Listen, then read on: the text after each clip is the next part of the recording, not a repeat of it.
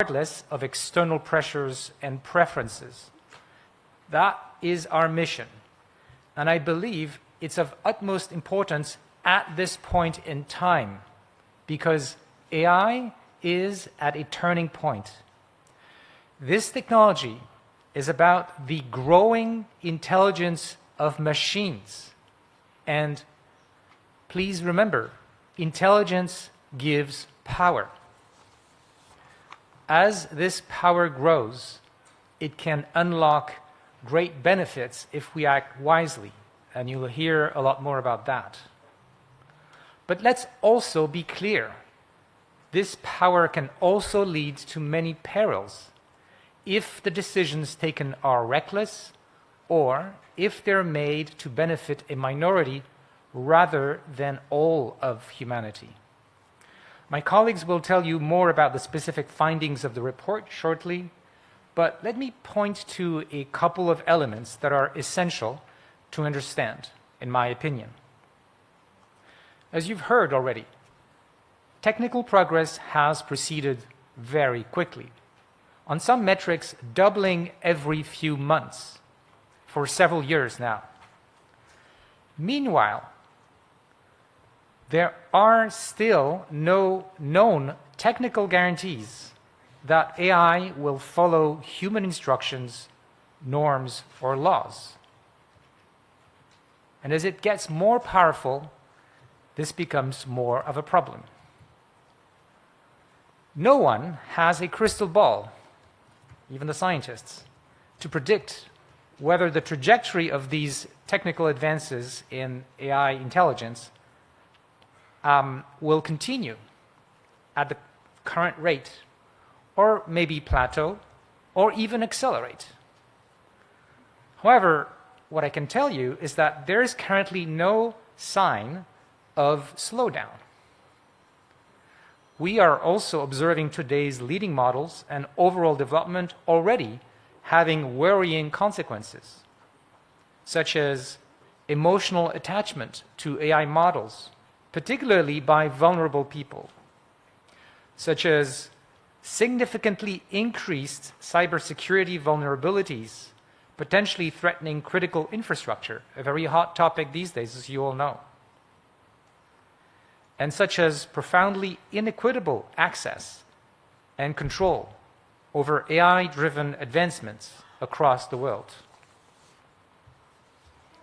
Highly concerning tests have also shown that frontier AI models are capable of deceiving humans to understand when they're being tested and hide their capabilities or fake agreeing with their human tester. For this reason, and the fact that we don't fully understand their behavior, it's also increasingly difficult to evaluate them reliably.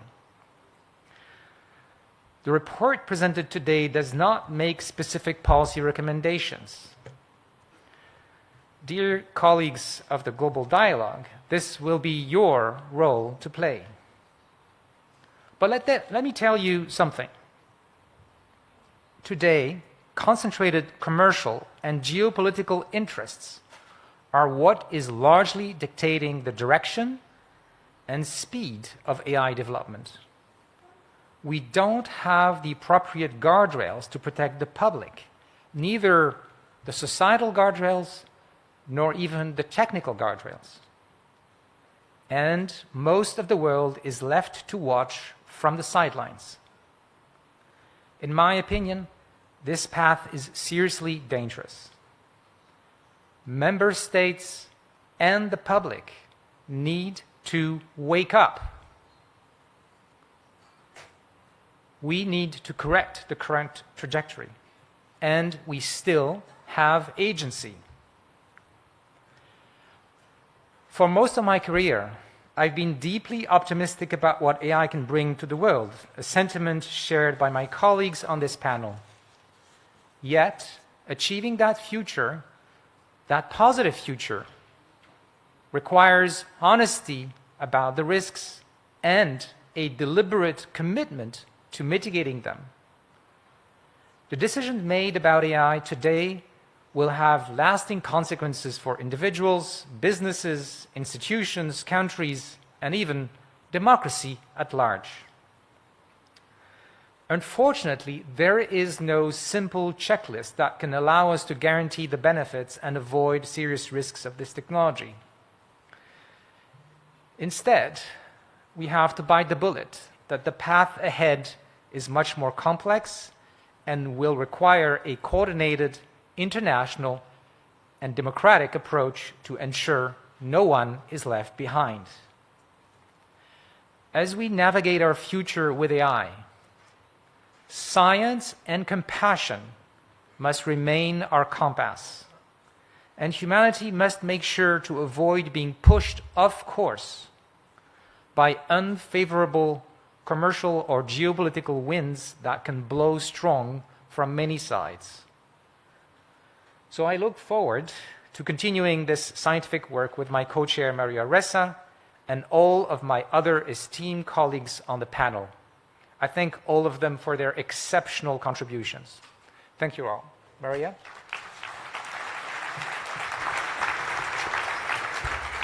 Thank you, Joshua. Secretary General Guterres, President Baerbock, co-chairs Lopez and Tamsar, Amandeep, Doreen, and Khalid. Thank you.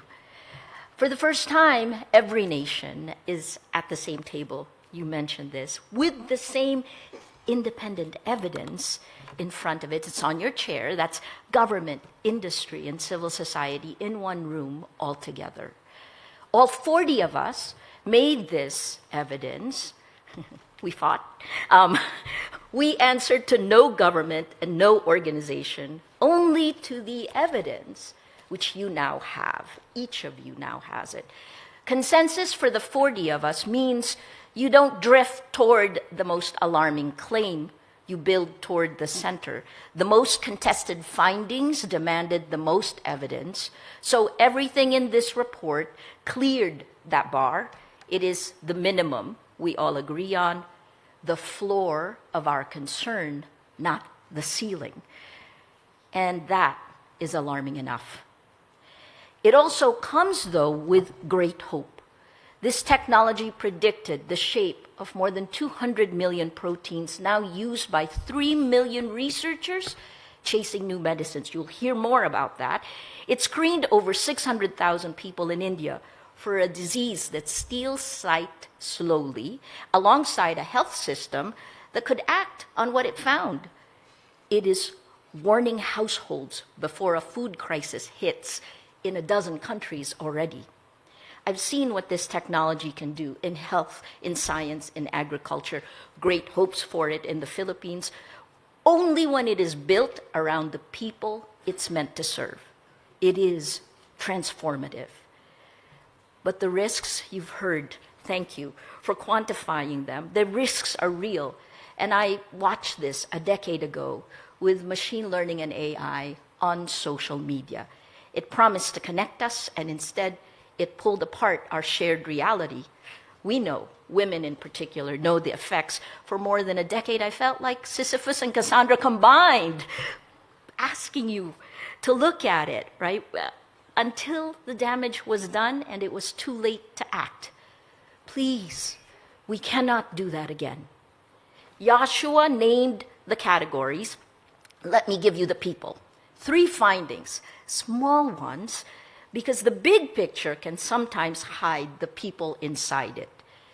In Tigrinya, spoken by 7 to 9 million people in Eritrea and northern Ethiopia, machine translation turned smallpox into syphilis, gonorrhea into diabetes. You have been given intravenous antibiotics into you have been given intravenous insecticides. That's not a footnote. That can be life-threatening, someone who can't get correct medical information in their own language. The second finding, this is one for this room. About 3 months ago, and Joshua, the panel spent a long time talking about this. 3 months ago, a frontier AI model found a flaw in OpenBSD, one of the most secure operating systems in the world. It's 27 years old. It found another in FFmpeg, 16 years old, in code run 5 million times without anyone catching it. The capability that finds the flaw to fix it is the same capability that finds the flaw to exploit it. And that could be in the software that runs our hospitals or our banks, you name it. Nobody in this room can guarantee which use wins. That's not a hypothetical for some future report. It's happening now. Third finding, and industry and government both need to hear this plainly. A 14-year-old boy died in 2024 after months of conversation with a chatbot. He nicknamed, well, the name was Daenerys. He nicknamed her Danny. When he was in crisis, Danny never broke character, never suggested he call for help. His mother testified before Congress that it encouraged him to take his own life. That case was settled this year. It isn't the only one. This is what AI risk looks like once you stop describing it in the abstract. A mistranslation, a vulnerability, a child. These aren't edge cases outside our findings. They're only 3 of many you'll read about. None of this erases what you've heard, what I said a moment ago. The promise is real, but it isn't guaranteed. And you heard this from Secretary General Guterres. The world has to build towards that promise on purpose by the people in this room. To the ministers, the heads of nations, most of your countries cannot yet test these systems, audit them, or govern them on your own terms. That's not a failure of will. It's a structural fact. This report, I'll hold it up again one more time, that this report documents. And one of the reasons our panel exists. Read the evidence, argue with the evidence, but please do not wait for certainty that will not arrive in time to matter. These times demand courage from you. To civil society, and I met many of you in the room, you've been saying most of this for years with less evidence than you needed. You have it now, and there's more to come. To industry, sometimes frenemies of mine, they're on the panel too. The promise and the risk both came out of your rooms. The protein maps, the screening in India, the capability that can find flaws and just as easily exploit them. This panel doesn't get to tell you what to do with that. That isn't our mandate. But you have this evidence now with everyone else, combined with far more that no one outside your walls can see. I have to believe that matters to you as much as it matters to us. And to Joshua and my fellow panelists here today, you know, this is a labor of love. Thank you, thank you. None of this exists without you. 40 of us, strangers in February, agreed on where this floor sits. That was the easy part.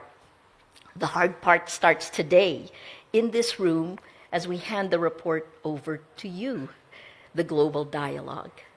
But before we do, and so we have no dead air, I want you to see who wrote it. The panel members are in the middle, in the back. Please stand up while the 7 leaders of the working group will come up. Stand up. These are the guys and girls.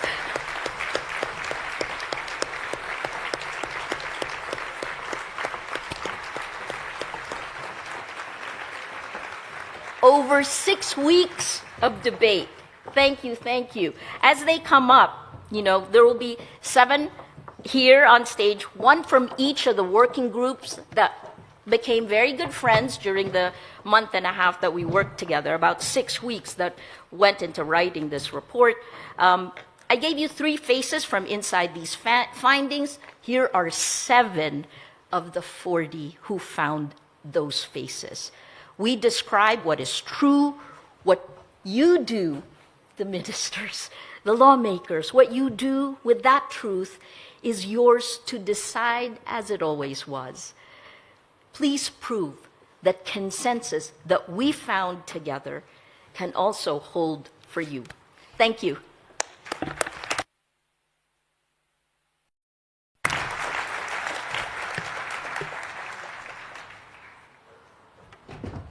Introduce yourselves, and then working group 1, Mena. Right. Thank you very much, Maria. Excellencies, co-chairs, dear distinguished colleagues, thank you. My name is Mena Al-Asadi. I'm a computer science professor, and it's my honor to present the findings of Working Group 1 on AI science, advances, and trajectories. Before I begin, I want to express my deep gratitude to my co-chairs, Carlos, Roman, Bernard, Silvio, and Jan. Without them, this working group would not have had so much fun. Our working group examined the technical side of AI, not as a static tool, but as a rapidly moving target. We tracked the evolution of AI from early symbolic AI to machine learning to today's generative and agentic systems. What unifies all of these technologies is that they have the ability to learn from experiences. Experiences represented as data. They progressively pre-train based on human cultural traces. They learn from real-world interactions with all of us, and then learn from complex virtual simulations. Our evaluation of this technology found that it has an unprecedented speed of adoption across all domains. Above all, we examined how AI can massively impact knowledge work through a wave of cognitive industrialization, automating intellectual and creative labor on a historic scale.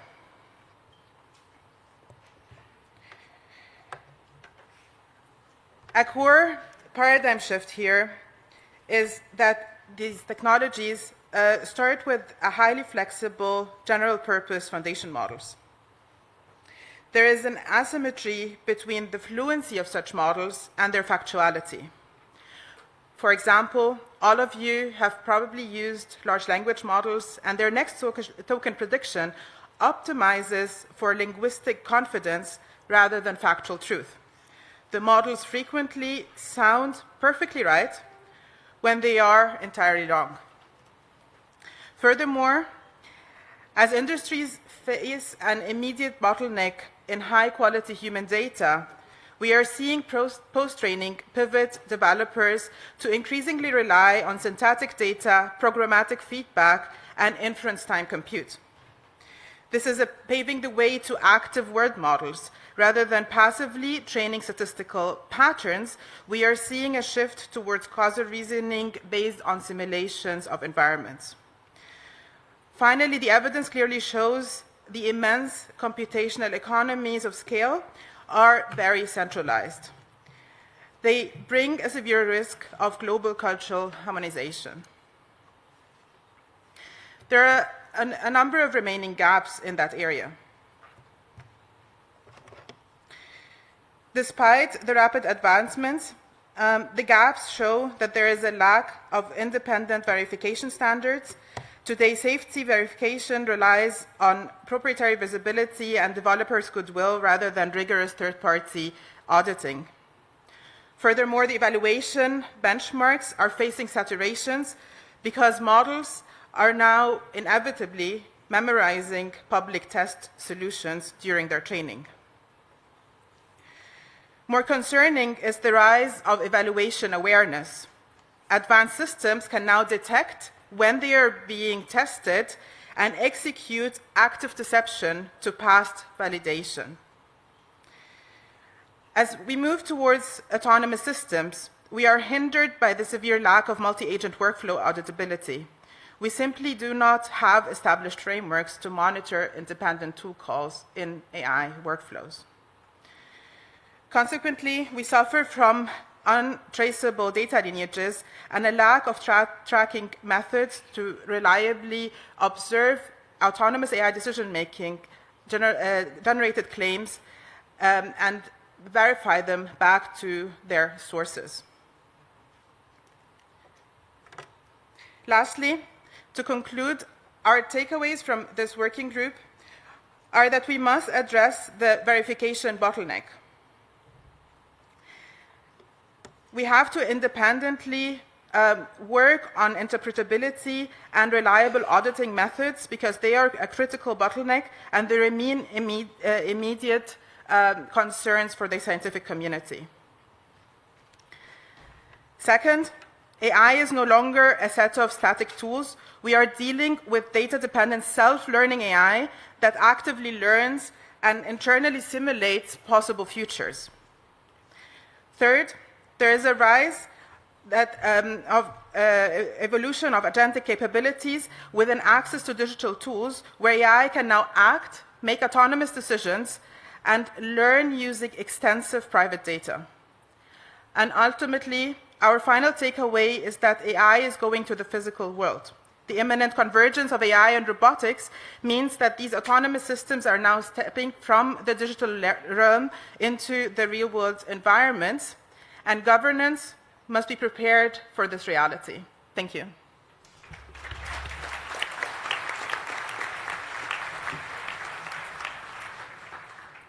Monsieur le Secrétaire Général, Secretary General, President of the General Assembly, Excellencies, ladies and gentlemen, it is a privilege to present to you the findings of our working group on the societal application and the integration of AI in science, agriculture, education and health.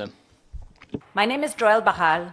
First, I'd like to thank my fellow panelists, Alvita, Bilal, Bilge, Guillemot, Lior, Tuka, and Vipin. Our working group examined the societal applications of AI in science, health, education, and agriculture. We didn't just look at what AI can do. We focused on the scientific evidence of its downstream impacts, the real-world challenges and changes the application of AI brings to each domain. AI is the first technology to compress adoption from decades into months. The potential benefits of AI are enormous. Shall we expect them in months? Look at science. AI is acting as a force multiplier. It's driving a massive, measurable gain across the entire discovery pipeline. In fact, self-driving labs have boosted data throughput in materials discovery more than tenfold. Meanwhile, and Maria mentioned it, the AI program AlphaFold has predicted structures for over 200 million proteins, 1,000-fold from what was known previously to humanity. And it's now used by 3 million researchers across 190 countries. It's accelerating drug design, vaccine development, and antibiotic resistance research, among other things. In healthcare, AI must be grounded in local context, from initial design all the way to deployment and evaluation. For example, AI helped screen indeed over 600,000 people in India for diabetic retinopathy, saving thousands of at-risk patients from preventable blindness. But such impact was only possible because a robust pre-existing care network ensured patients, once screened, received the follow-up treatment they needed. While such task-specific diagnostic AI fits into existing regulatory frameworks, we need guardrails against the inadvertent clinical use of general-purpose AI. 1 in 4 chatbot conversations today already touches on health, mental health, or wellness.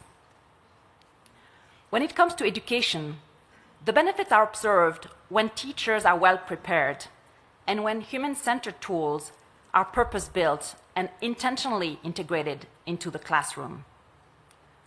When AI substitutes for rather than supports cognitive effort, it can actually undermine critical reasoning. Furthermore, digital infrastructure gaps and unequal AI capacity threaten equitable impact. Last but not least, in agriculture, AI is enabling a new generation of anticipatory food security systems driven by climate, conflict, and economic indicators. Instead of waiting for crop failures or humanitarian crises to strike, these systems deploy focus-triggered cash assistance and early warnings. This enables rapid early interventions, such as drought planning, cash transfers, food aid, and market stabilization, before vulnerable families run out of options. And this isn't a distant future or a distant promise. These AI-enabled systems are actively deployed in over 90 countries today.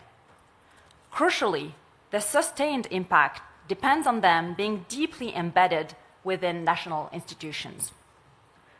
Across all of these domains, embracing the opportunities of AI requires an enabling environment tailored not only to local linguistic and cultural contexts, but also to user needs, institutions, workflows, and trust conditions. Which evidence gaps still remain? While healthcare relies on rigorous randomized controlled trials built into existing regulations, other domains lack these frameworks. Measuring the ongoing long-term real-time impact of any deployed AI solution is of paramount importance. To close, purpose-built, task-specific AI is already delivering measurable, evidence-backed gains across science, health, education, and agriculture. Deployed and applied thoughtfully and intentionally, AI can support progress on these critical priorities. Yet these gains come with a condition that depend on local context, solid infrastructure, and human readiness. Satisfying that condition requires close collaborations among diverse stakeholders, and the path to impact is not straightforward. Access alone does not equal benefit. Grounding in local contexts, from design to deployment and evaluation, is key. Thank you.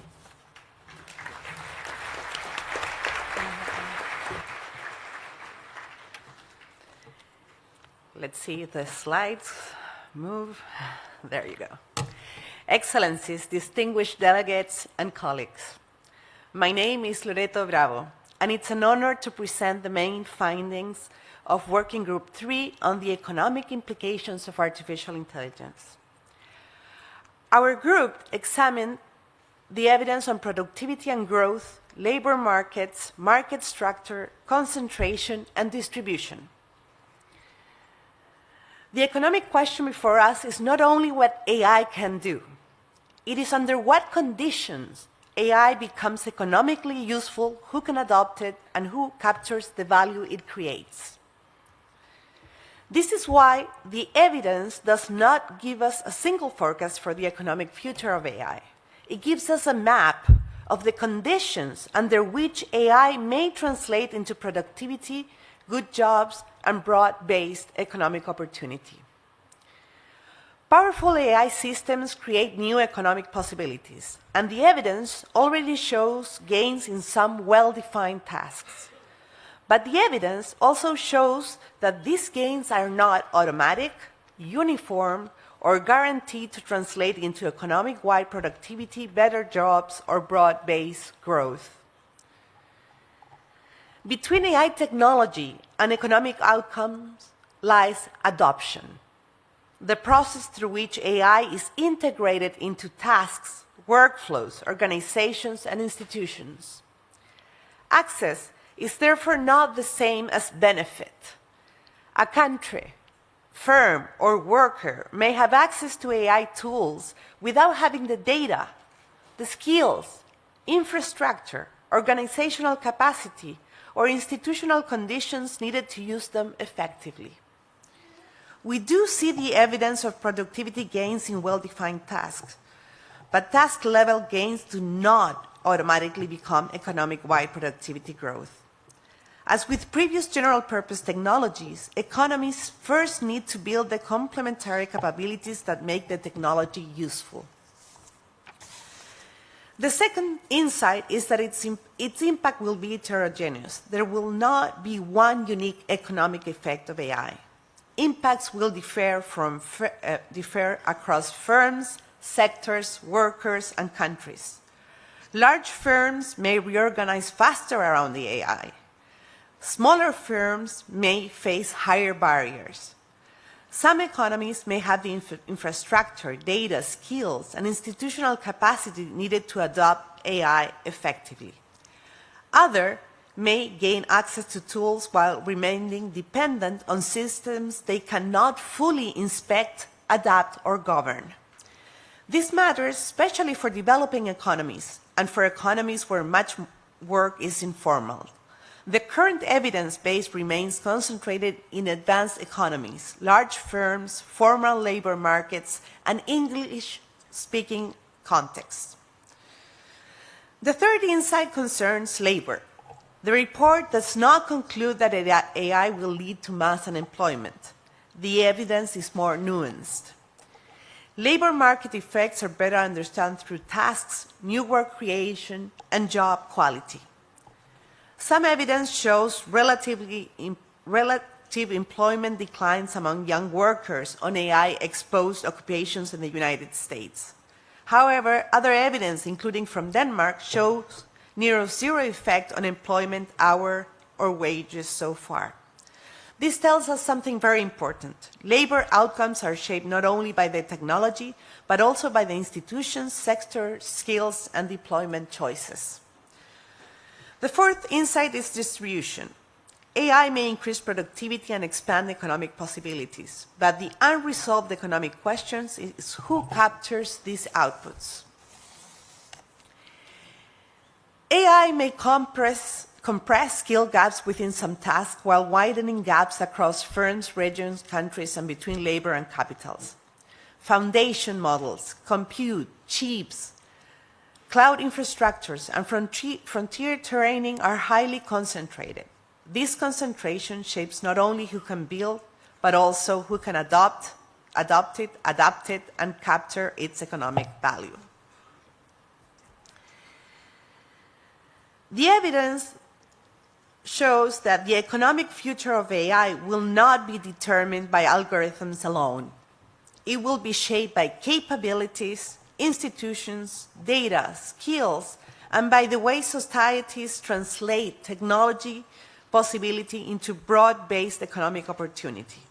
In other words, by our choices and actions. Thank you.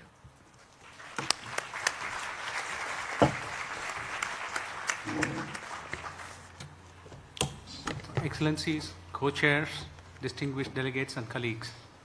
I'm Ravindran. I'm representing the working group on security systems and environmental implications of AI. First off, I would like to acknowledge my wonderful working group colleagues, Tega, Eva, Hoda, and Xinghua. Our group examined how AI's rapid advancement is creating escalating security threats, unresolved alignment challenges, and significant societal and environmental costs, with these risks falling disproportionately on the global south. So the key findings, right? Let me start with security. AI development is severely outpacing our current risk mitigation and governance capacity. As models evolve into agentic systems, they dramatically expand the attack surface for cyber threats, both against critical infrastructure and against the AI systems themselves. These vulnerabilities span the entire AI lifecycle, from data poisoning to hijacking via external inputs. Documented attack success rates on deployed coding agents have reached as high as 84%, according to some studies. Maria had earlier highlighted the security challenges created by the discovery of a decade-old cyber vulnerabilities by powerful AI systems. These security gaps are compounded by alignment failures such as bias, sycophancy, loss of control, and even AI-initiated deception, which was mentioned by Joshua in greater detail earlier. So ensuring AI behaves as intended remains an unsolved challenge. And this difficulty isn't uniform globally, but is particularly acute in the global south, where severe data gaps and limited local contextual understanding make it incredibly hard to predict how the models will actually perform or fail in practice. Beyond security and alignment, we see a broader societal and environmental toll. The rapid proliferation of synthetic media is eroding the public's and institutions' ability to distinguish authentic content from generated falsehoods. At the same time, AI's physical footprint is expanding rapidly. Scaling laws in training and governing inference workloads are driving unprecedented computational demand. This translates directly into surging energy use, water consumption for data center cooling, and rising greenhouse gas emissions. That's also a hardware dimension. Rapid device life cycles are straining underexamined critical mineral supply chains, creating geopolitical tension and generating substantial e-waste. And we need to be cautious of rebound effects where sheer growth in AI usage cancels out any efficiency gains that technology delivers. Finally, these risks aren't evenly distributed. The Global South faces disproportionate exposure due to structural vulnerabilities, limited local mitigation capacity, and heavy reliance on foreign software. The environmental burdens we just discussed fall heavily on developing nations, compounding existing socioeconomic inequalities. Several gaps remain open. Several gaps remain open. We need better methods for evaluating AI systems in low data, contextually distinct environments, especially across the Global South. Security testing must keep pace with agentic AI's expanding attack surface rather than lagging behind deployment. We also lack robust, standardized frameworks for measuring AI's full environmental footprint, including rebound effects and supply chain impacts. Most urgently, we need rapid, coordinated international standards developed collaboratively rather than driven by unilateral corporate or national competition. The key takeaway for me is that AI still holds immense potential to benefit societies worldwide, but realizing that potential responsibly depends on addressing these security, alignment, and environmental risks head-on through coordinated global action that leaves no region behind. Thank you.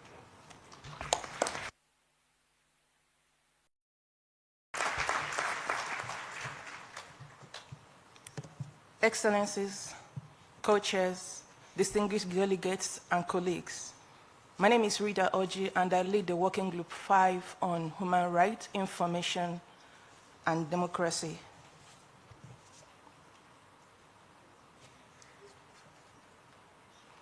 Many thanks to my colleagues, Mark, Sonia, Teresa, and Piotr for their contributions.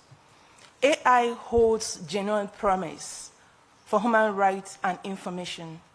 They can expand access to information, lower barriers to civic participation, support independent journalists, and also give voice to communities that are historically excluded from public discourse. But my working group also documents major shifts. AI can now be engineered to persuade and manipulate humans at scale, using mechanisms that are fundamentally different from any communication technology we've seen in the past. My working group examined these opportunities and the structural risk they present to information integrity, human rights, and democratic participation. The big news is this: false claims generated by AI are known as persuasive as true ones, and people could not tell the difference. The same base model can be made more or less persuasive depending on how they are configured. And this is not limited to only powerful models alone. Even smaller models can be fine-tuned to match that of strong models. What does that mean? It means that basically, virtually anyone can deploy persuasive influence at scale. So what does this mean for society? This creates three interconnected risks or harms. First is epistemic erosion.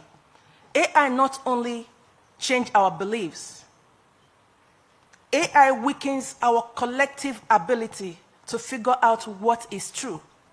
When a real video of a politician can be dismissed as fake simply because deepfake exists, it makes the real essence of evidence powerless. The second is the fragmentation of our shared reality. When algorithms personalize every person's information environment, We no longer simply disagree about policy. We disagree about basic facts. What does that actually mean?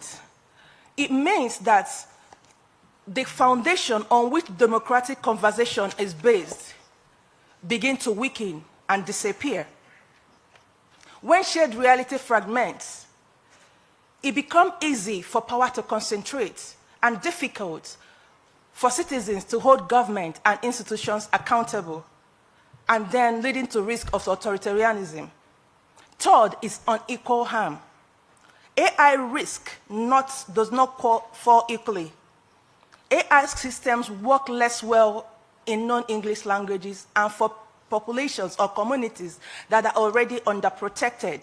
Women, girls, journalists, marginalized communities all face heightened risk from deepfake, surveillance, harassment. In 2024, 38 nations documented AI impersonating public officials, but the capacity to respond is concentrated in only a small number of wealthy nations and institutions. We want to be transparent about what the evidence does not show. All existing studies measure short-term shifts, and they are concentrated in a few countries and languages. The populations that are most exposed are the least studied. Our conclusion and final message to the policymakers is this: the main drivers of harm are not the individual pieces of false content. They are the design choices, the design decisions, how the models are trained, how algorithms decide what people see, what business models reward. Content moderations matter, but they are not enough. You can take down 1 million posts, but if the systems that produce the posts is designed to create 1 million more, you lose the battle. So, governance must reach the underlying system architecture of influence, including targeting, amplification, and optimization for engagement over accuracy. The same design choices that enable harm can now be redirected to strengthen democratic participation, protect human rights, including the right to participation, privacy, inclusion, and non-discrimination. AI persuasion and manipulations are engineered. They are not inevitable. That means they are governable. Thank you.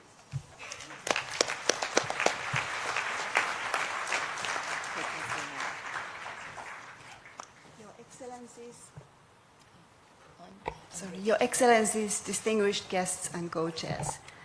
My name is Anna Korhonen and I represent Working Group 6, which focuses on cultural and individual flourishing and autonomy.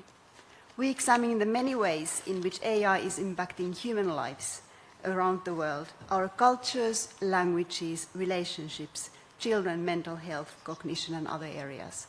The scope is enormous. For this initial report, we decided to focus on 4 areas that are particularly pressing and where the evidence is now sufficient for policymaking. The first is cultural and linguistic inclusion.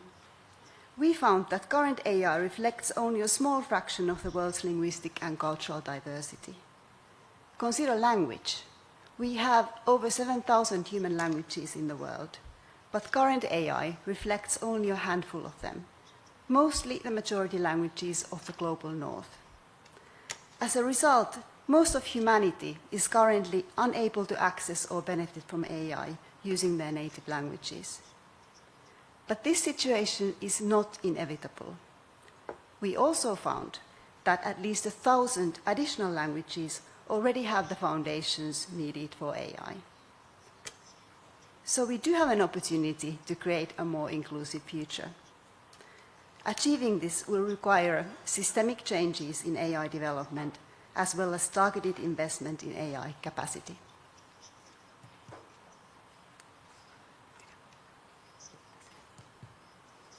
The second area we looked at is child safety.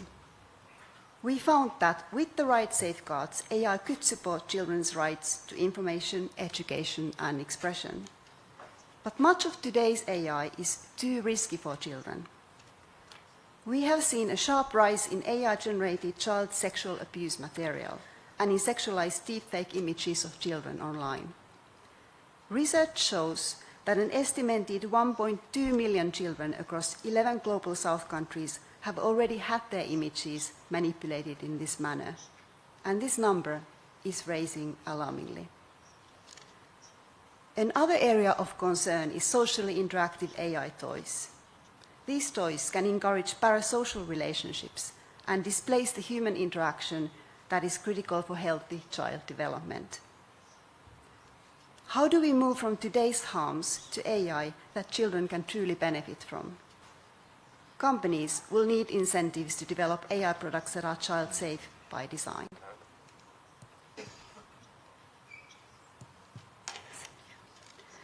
We finally looked at AI companions and mental health.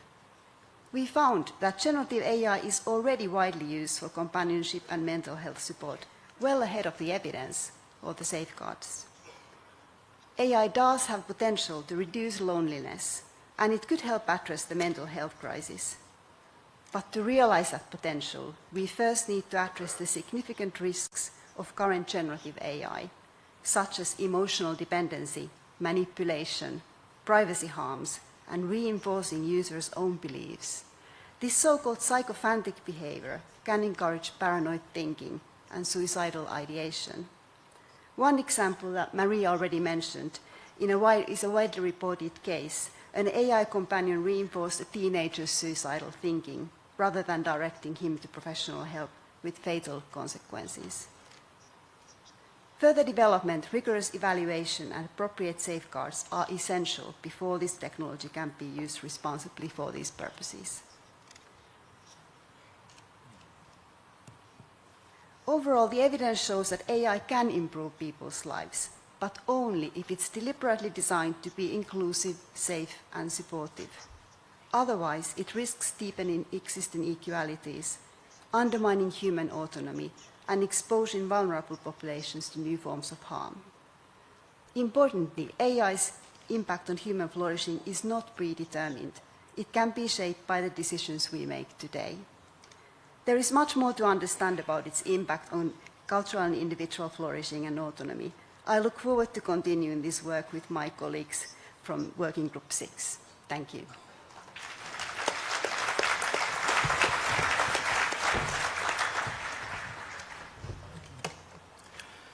So, distinguished ladies and gentlemen, guests and Secretary General, I come from China, and my name is Song Haitao.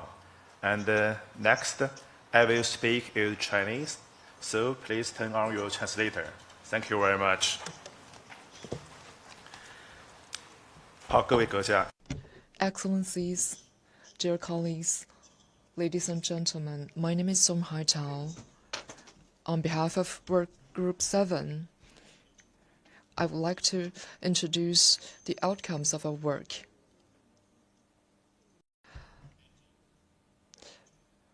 I would like to thank Angie Zhihou, Maximum.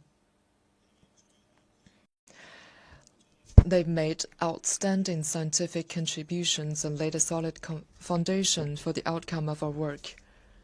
Our work focuses on reliability. We study the most basic element of AI, which is namely how to build a reliable global governance framework. We can summarize the findings of our work as follows. First, we must improve our measurement capabilities. For instance, policymakers have to make decisions when there's insufficient evidence. Second, we must see that measurement capabilities can no longer keep up with the high-paced development of AI. We need more dynamic measures. Second, AI is multidimensional, whereas the current measurement framework is one-dimensional. we keep measuring funds, capabilities, and computing power, as the report outlines, we must also pay attention to other dimensions of AI, such as institutional construction, talent training, and measurement and evaluation for effects. Third, AI is highly concentrated. Currently, AI infrastructure and frontline models are highly concentrated in a couple of economies. As a result, the majority of countries, especially the Global South, fail to participate in standard making. For instance, China, thanks to systematic cooperation with the UN, has been able to empower developing countries. Fourth,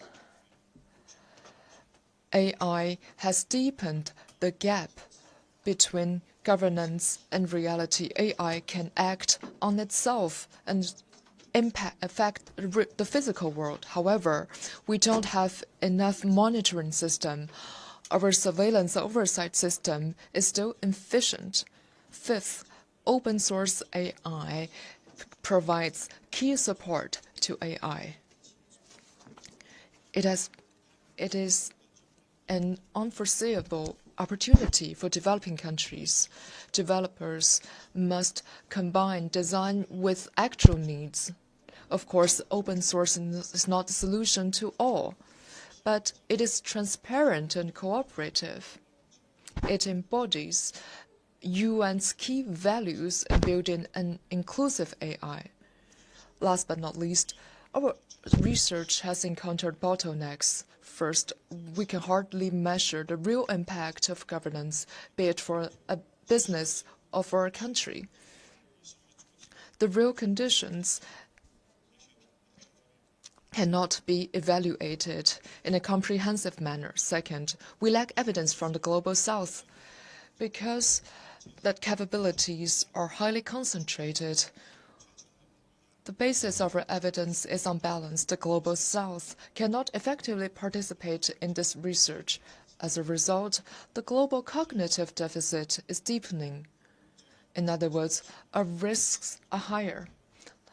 I would like to now summarize the outcome. A scientific measurement is the foundation of all. The international community must build an equitable and measurable framework. This is our historic mission. I would like to invite you to continue to follow up with our work. Let's discuss security and build civilizations together. Thank you.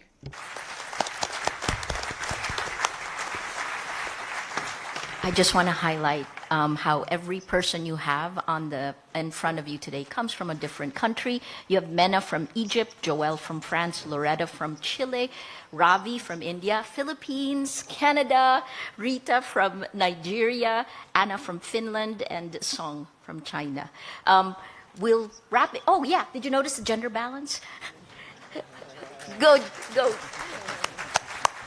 Just two final words. I think most of us underestimate the possibility that the intelligence of AIs will continue to grow. It sounds like science fiction, but it's a real possibility, and it could change the world in ways that we don't understand yet, and it could change the power dynamics of our planet in ways that require our attention. We'll wrap it up, and thank you for creating us, for pulling us together. And now we hand you the report, dear Global Dialogue. Please act. Thank you.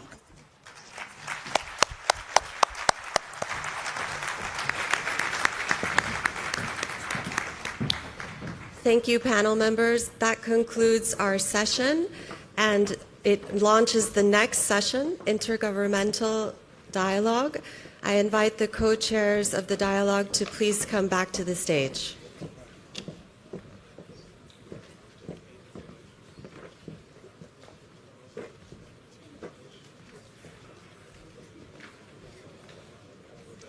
Your Excellencies, distinguished participants, ladies and gentlemen, the next session will be the high-level government plenary segment, harnessing the benefits of AI for all through inclusive and interoperable approaches.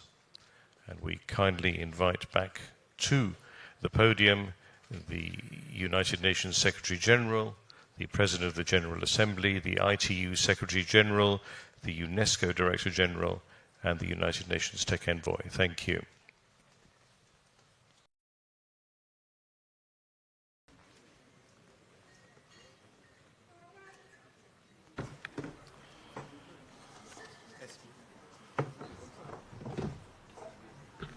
Yeah, thank you, scientific panel co-chairs, and we extend our sincere appreciation to you and members of AI panel for presenting this important preliminary report. We now turn from scientific assessment to the perspectives of member states. The next segment of our program, the high-level governmental plenary segment, provides an opportunity for governments to share national and regional experiences, priorities, best practices and approaches to AI governance, while also reflecting on expectations for international cooperation. Before we begin, may we invite back to the podium the UNSG, PGA, the ITUSG, the UNESCO Director General, and the Tech Envoy.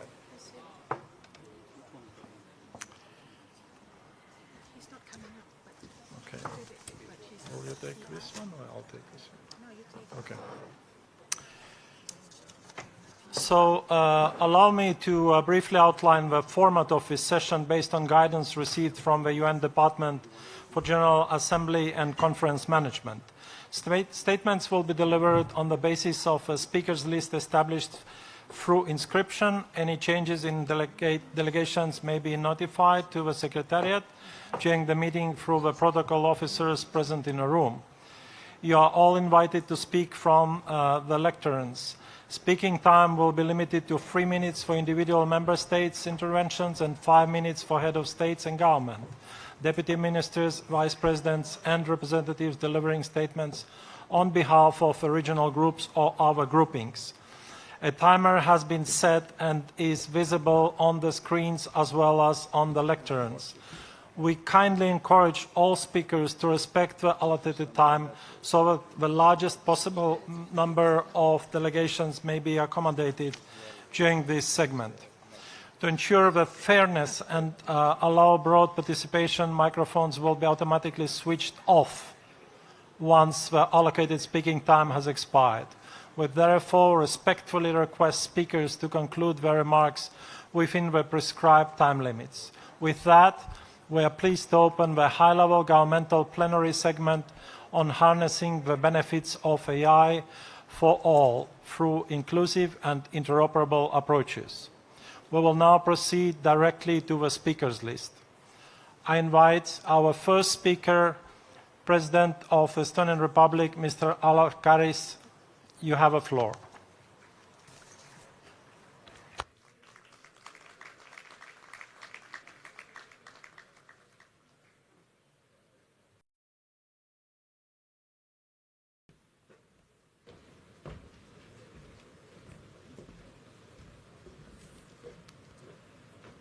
Honourable leaders, excellencies, distinguished delegates, ladies and gentlemen.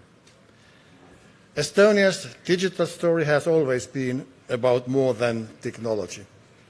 It has been about trust between citizens and the state, in services that work, in protected data and innovation that strengthens freedom. Artificial intelligence brings us to a new stage. Estonia's message is simple. AI must create value for people. It should make societies more efficient, resilient, human-centered and innovative, while remaining anchored in democracy and the rule of law. Let me expand on these core values. First, AI must be human-centered. Technology must serve people, businesses, and society. It should help doctors spend time more with patients, enable teachers to support every learner, allow entrepreneurs to create higher value products, and help public servants reduce bureaucracy. Second, AI must be trustworthy.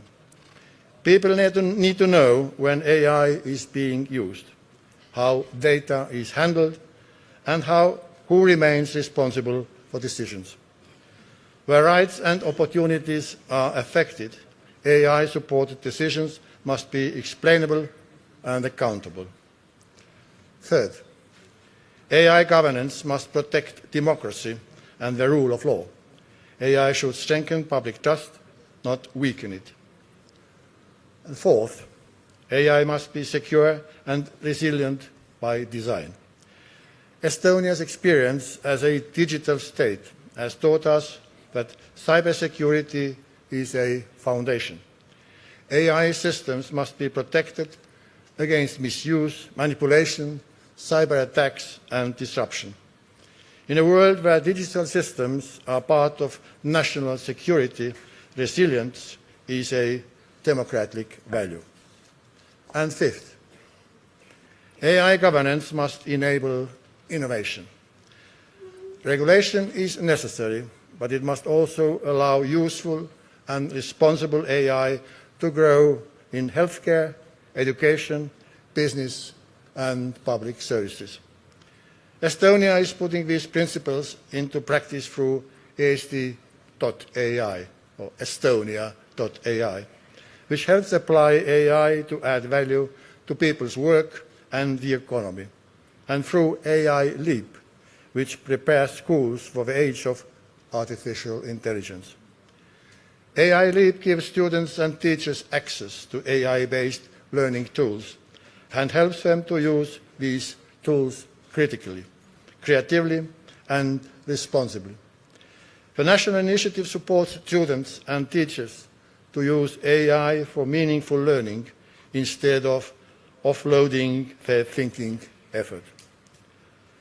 This is also a question of equality. If AI changes every sector of society, then every person must have the chance to understand it.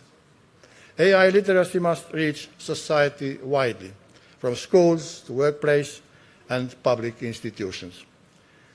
The future of AI governance should be open, democratic, and practical. We need interoperable rules, shared standards, and cooperation among democratic partners. The global task is to build trustworthy AI that strengthens free societies. Thank you very much for your attention. Muchísimas gracias, señor presidente. Thank you very much. I now have the distinguished honor to give the floor to the Vice President of the Republic of El Salvador, His Excellency Felix Ulloa.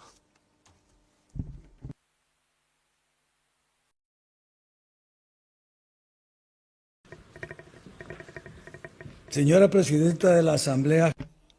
President of the General Assembly, Secretary General, Your Excellencies, ladies and gentlemen, this dialogue is an historic opportunity in the multilateral sphere to address one of the most relevant transformations of our time, one which is setting the course for our nations. The transformative capacity of artificial intelligence in health, education, agriculture, industry, security, justice, and public administration is opening up unprecedented opportunities to strengthen public services, to boost productivity, and to improve the quality of life for millions of people. For this reason, we must place AI at the service of the common good and the development of our peoples. However, any disruptive innovation requires responsible governance.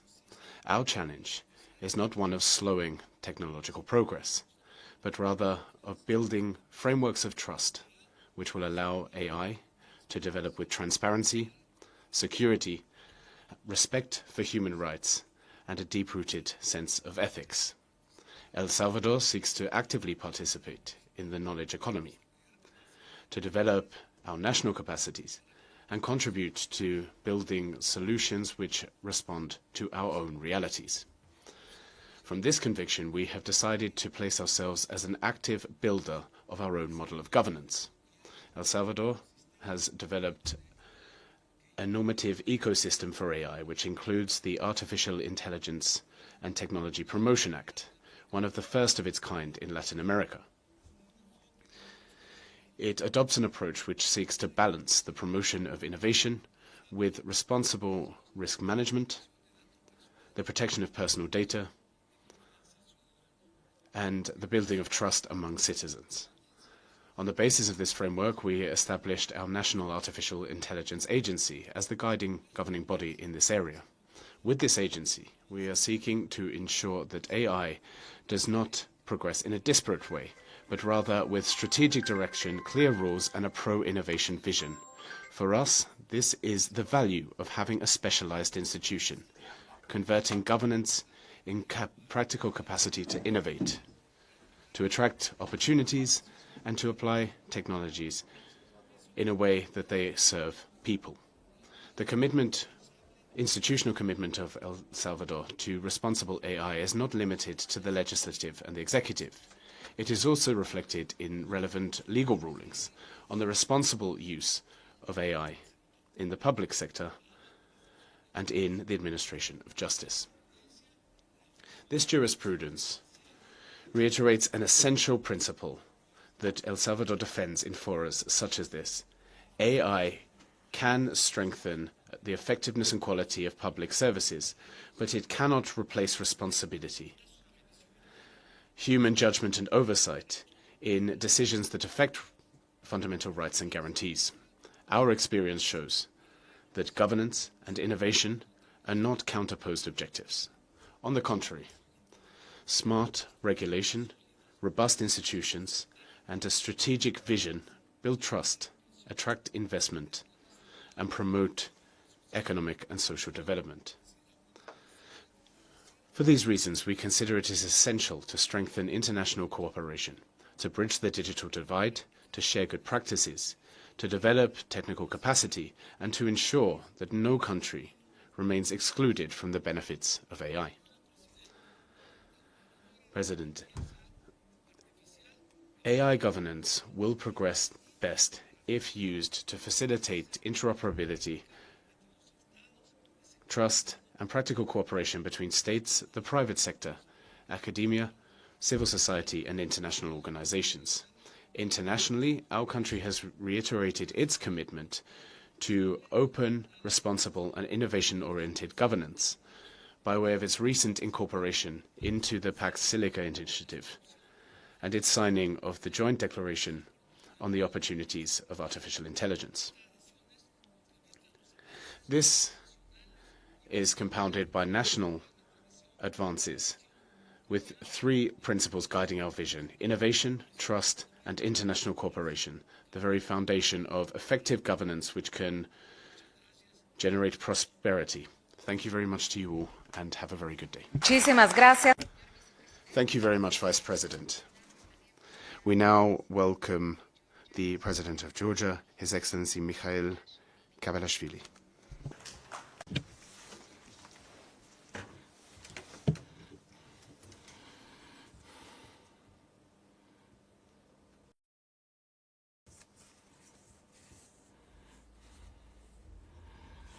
Mr. Secretary General, Madam President, distinguished colleagues, ladies and gentlemen.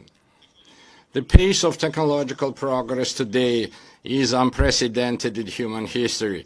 The rapid development of artificial intelligence has fundamental impact on all three pillars of the United Nations work: peace and security, human rights, and sustainable development. In artificial intelligence, we are dealing not merely with a new technical instrument, but with an autonomous force that, for the first time in human history, is capable of making decisions independently, generating new ideas, and producing influential narratives. The misuse or bad faith use of this technology may distort perceptions of reality to such an extent as to trigger global instability. Language and culture are the foundation of our civilization. If artificial intelligence causes us to lose control over them, the very essence of humanity and the future of humankind will be placed at risk.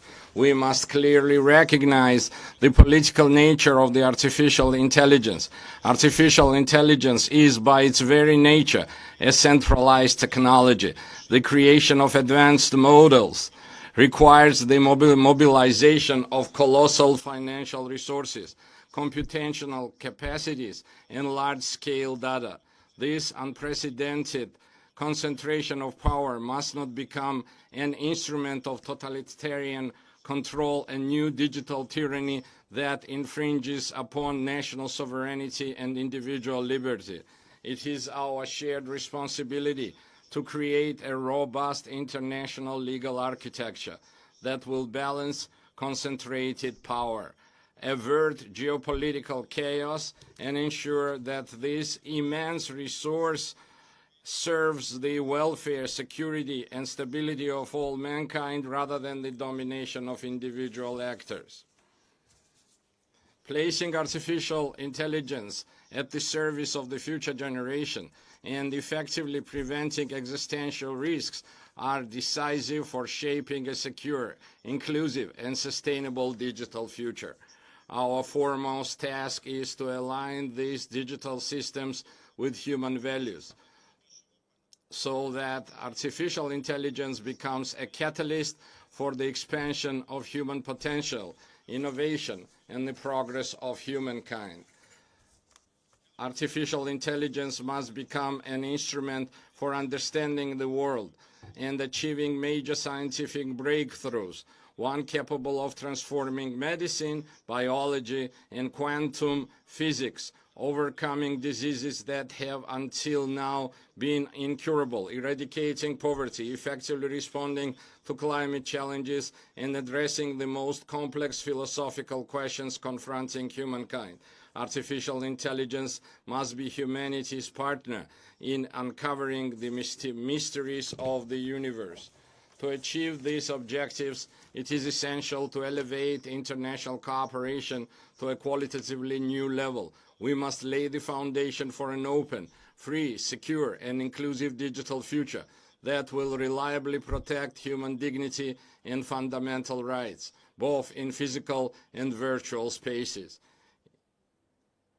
In this context, the effective implementation of the United Nations Global Digital Compact is of particular importance. I am pleased to have the opportunity on behalf of Georgia to participate in the first global dialogue on artificial intelligence of such scale and significance.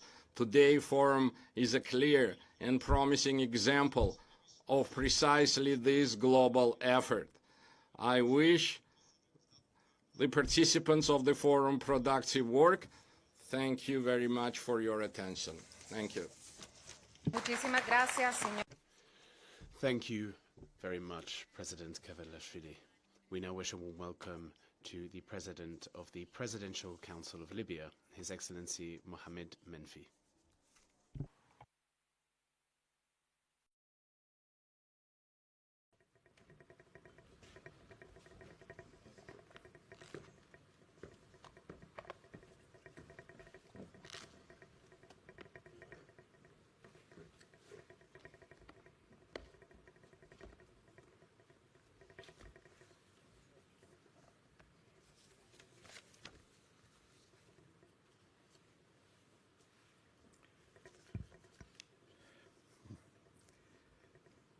السيدان رئيسان المشاركان للحوار العالمي بشأن Ladies and gentlemen, co-presidents of this dialogue, Secretary General, President of the General Assembly of the United Nations, Your Excellencies, ladies and gentlemen. May I extend the greetings of Libya at the heart of the African Sahara, where the dunes of the desert cross with the waters of the Mediterranean. I extend the greetings of Libya, corridor of North Africa to make our contribution with regard to the possibilities offered by this new, promising and transformative technology. Allow me to convey the aspirations and views of an African country through a unified African position. This dialogue is an international dialogue seeking to lay the foundations for the use of a transformative technology which could change all of our lives, avoiding reproducing the errors of the past when we left half of humanity outside of technology. Today, many African countries are seeing situations of insecurity or conflict, which would not allow them to take their place on the international stage. We understand that such circumstances exist, but African people have the right to lift this injustice and to change that situation. This is why we today are making our voice heard, so that we can have due influence on the different aspects of AI, whether in ethics or in technology. When we speak about an AI gap, we are not only speaking about a digital divide, we are speaking about a divide in terms of employment, jobs, and use. We are also talking about a divide in terms of the ability to harness the potential of AI. The African continent represents 1.4 billion people, 10% of the global population, who have fewer than 2% of global data centers. We have even fewer patents in terms of AI. These are not simple statistics. These numbers have a direct impact on the lives of African citizens and the citizens of the global South. This is evidence of inequitable distribution of resources and of possibilities, coming out of bad will in terms of the sharing of resources, benefits, and technology.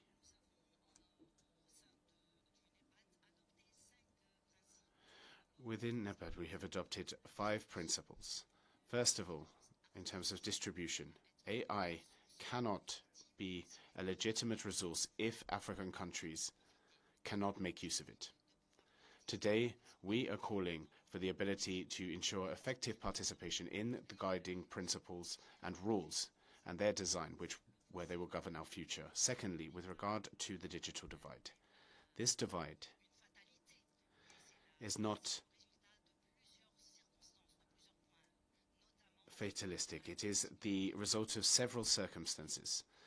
Impossibility of having the final product of AI, impossibility of financing digital infrastructure in our countries at the appropriate prices. And then fourthly, a lack of researchers and scientists in the field in Africa. The third principle is the possibility of access to data. We know that data is one of the key resources for AI. As we have refused that our natural resources be seized, we also refuse that our data be exploited without us being able to benefit from it. We must ensure that we know that data centers require a lot of energy and electricity, which leads to greenhouse gas emissions.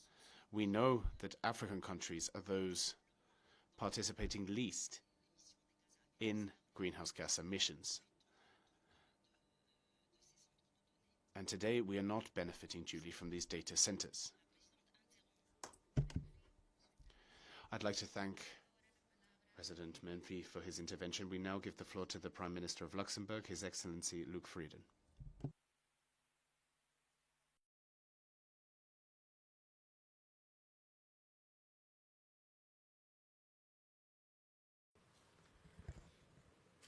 Mr. Secretary General, co-chairs, colleagues, ladies and gentlemen, technological progress has shaped the fortunes of generations throughout history. And AI is a technology of our time, of our generation. While artificial intelligence as a concept continues to evolve to generative AI, to agentic AI, maybe tomorrow to superintelligence. It is for us the real question whether this evolving AI will bring humanity closer together or drive us apart. The Global Digital Compact gives us, I think, the right ambition to ensure that the benefits of AI are shared by all.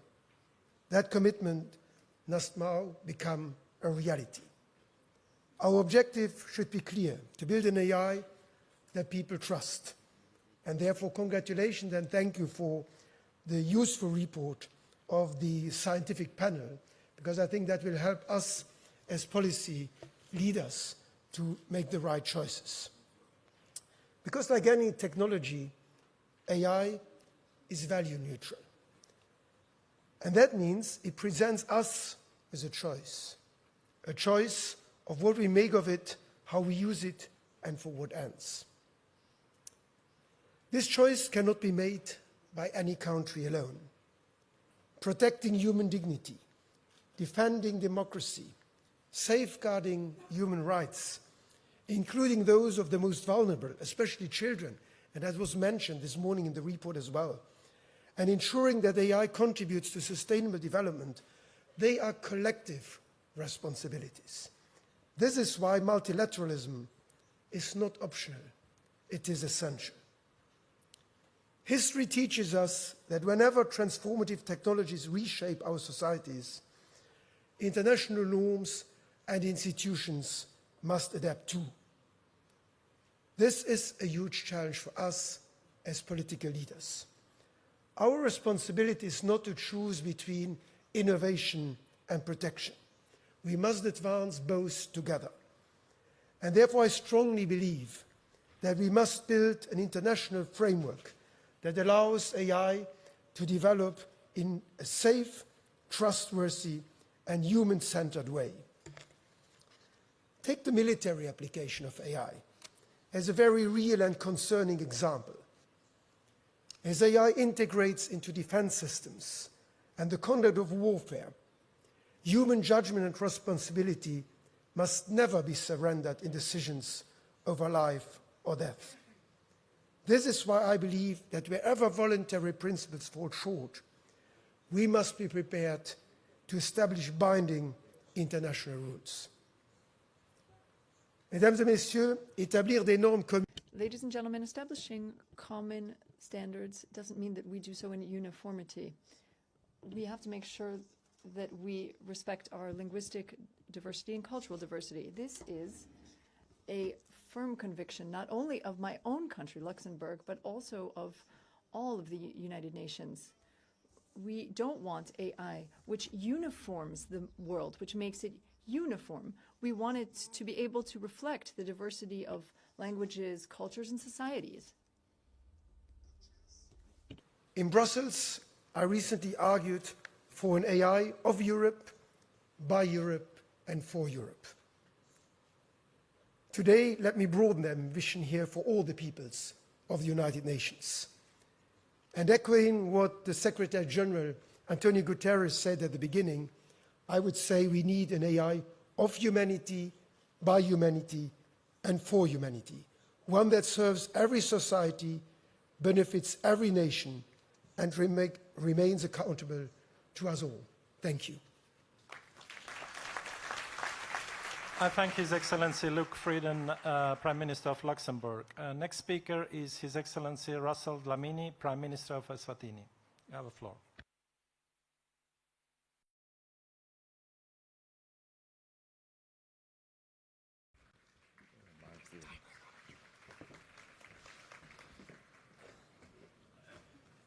Your Excellencies, heads of United Nations agencies, distinguished delegates, ladies and gentlemen, I have the honor to deliver these remarks on behalf of His Majesty the King and on behalf of the people of the Kingdom of Eswatini.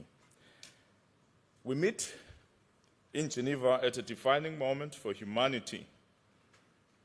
Artificial intelligence is no longer a distant innovation. It is already shaping how we learn, how we govern, trade, communicate, heal, produce food, and protect our environment. The question before us is therefore not whether AI will change our societies, but whether we will guide that change in a manner that protects human dignity, strengthens development, and preserves the diversity of the human family. For countries such as the Kingdom of Eswatini, AI governance must begin with a simple principle: technology must serve the people. It must improve daily life, expand opportunity, and support the digitization of essential public services, and strengthen institutions that serve our citizens. It must help us address practical needs, including food security, healthcare, education, public administration, climate resilience, job creation, and sustainable economic growth. AI must not be allowed to narrow the world into a single understanding of progress, identity, or values. Its tools, data, and development pathways must be infused with cultural sensitivity and respect for different normative traditions, languages, social contexts, and standards. Responsible AI should not drive humanity towards one homogeneous coalescence. It should enable diverse, relevant, and locally meaningful outcomes. This is especially important for small developing states.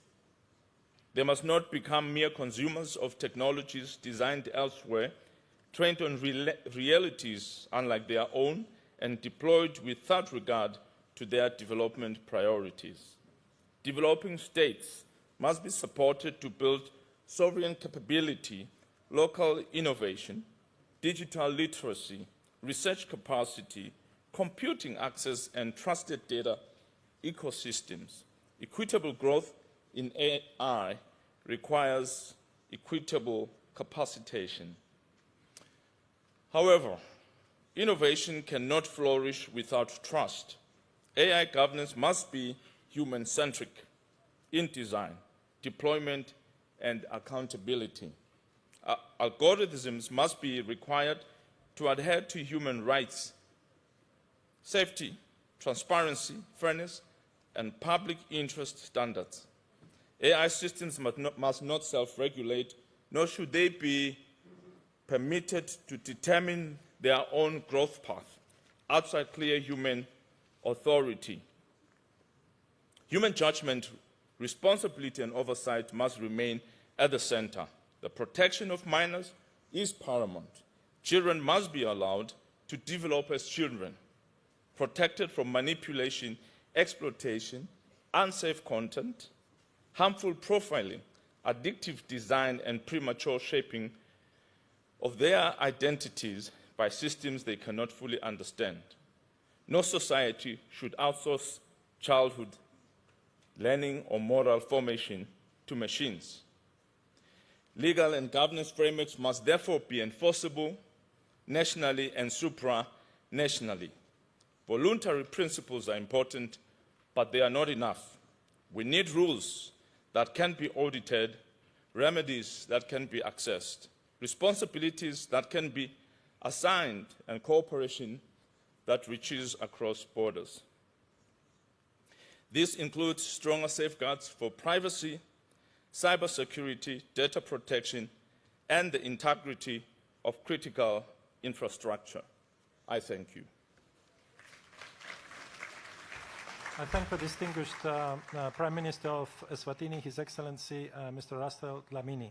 Next speaker is His Excellency Krzysztof Gawkowski, Deputy Prime Minister of Poland.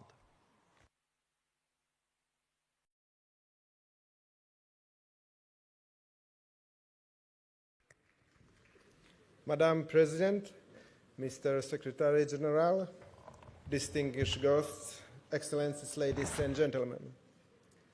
Thank you to the United Nations and to the hosters making for this dialogue is possible.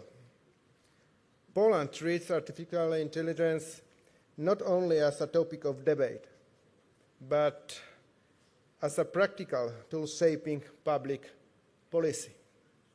We support international cooperation because effective governance requires such responsibility. This means AI must be human-centric and safe in real-world use. It should protect rights and freedoms, ensure fairness and privacy, while enabling innovation and economic growth. We see AI as a part of a connected system linking research, industry, public administration, and society. Strong cooperation is essential when public institutions set direction, while partnerships with researchers and businesses help scale solutions. In Poland, the priority is application of AI. We are deploying AI in healthcare and administration to improve efficiency, simplify procedures, and expert access. We also focus on high-quality data. Public data, when properly protected, drives innovation and allows smaller actors to participate.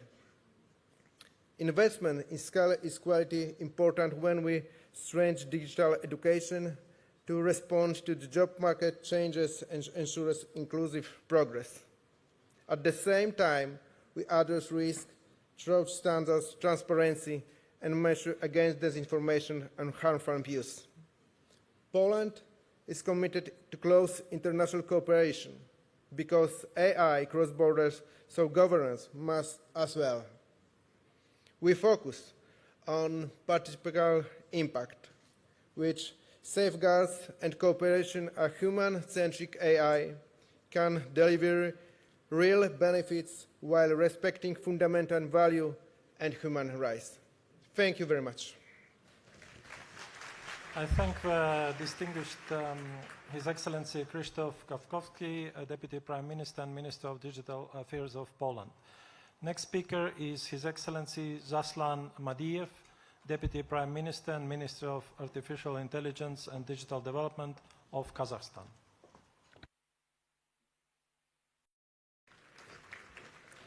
Excellencies, ladies and gentlemen, we highly value our partnership with the UN system in promoting regional digital initiatives. In Almaty, Kazakhstan is advancing 2 UN-backed regional platforms: UN Regional SDG Center for Central Asia and Afghanistan, UN ESCAP Asia and Pacific Digital Solution Center for Sustainable Development. Together, the 2 centers will strengthen regional cooperation and support the 2030 agenda. We welcome interested member states to consider seconding national experts to this center, which we see as a regional sandbox for testing and scaling best digital solutions. President Kassym-Jomart Tokayev has set a clear objective to build a fully digital nation within the next 3 years. This year in Kazakhstan has been announced the year of digitalization and AI. We have built world-class GovTech infrastructure. Our country ranks 24th in the UN e-Government Development Index. 92% of public services are available online. 90% of transactions are cashless. All personal documents are digitized and legally equivalent to paper originals. In developing AI, we focus on key areas: institutions, infrastructure, and human capital development. First, institutions. A new constitution guarantees citizens' digital rights, including the right to personal data protection. We have adopted the Digital Code, the law on AI, and the law on cybersecurity that regulate ethical standards and labeling of AI products. The head of state approved the national strategy, Digital Kazakhstan, that marks our transition from advanced e-government to an AI-enabled nation. Second, infrastructure. By the end of next year, more than 90% of villages in Kazakhstan will have access to high-speed broadband internet connectivity through fiber optic. The Trans-Caspian fiber optic corridor will be completed this year, establishing a digital corridor between between Europe and Asia. Last year, Kazakhstan launched the 2 largest supercomputer clusters in the region. Now we expand our AI tokens economy. Data Center Valley project in Kazakhstan aims at least 1 gigawatt of AI compute infrastructure. Third, human capital development. Kazakhstan is introducing AI across all levels of education and professional training. The President of Kazakhstan has signed a decree to embed AI in secondary schools. AI Research University to be launched this September with global university partners. The International Center for AI, Alem AI, is becoming a common platform for education, research, startups, business, and government. Advanced startup ecosystem Astana Hub started to bring AI unicorns to the world from Kazakhstan. Distinguished colleagues, basic approaches should be compatible. Data protection, safety, transparency, accountability, and the ability to exchange solutions internationally. Kazakhstan is open to cooperation. We are ready to share our experience, launch joint pilots, and develop interoperable approaches to AI governance. Thank you for your kind attention. I thank His Excellency Zaslan Maliyev, Deputy Prime Minister and Minister of Artificial Intelligence and Digital Development of Kazakhstan. Next speaker is Her Excellency Hameng Madjara, Deputy Prime Minister of Lesotho.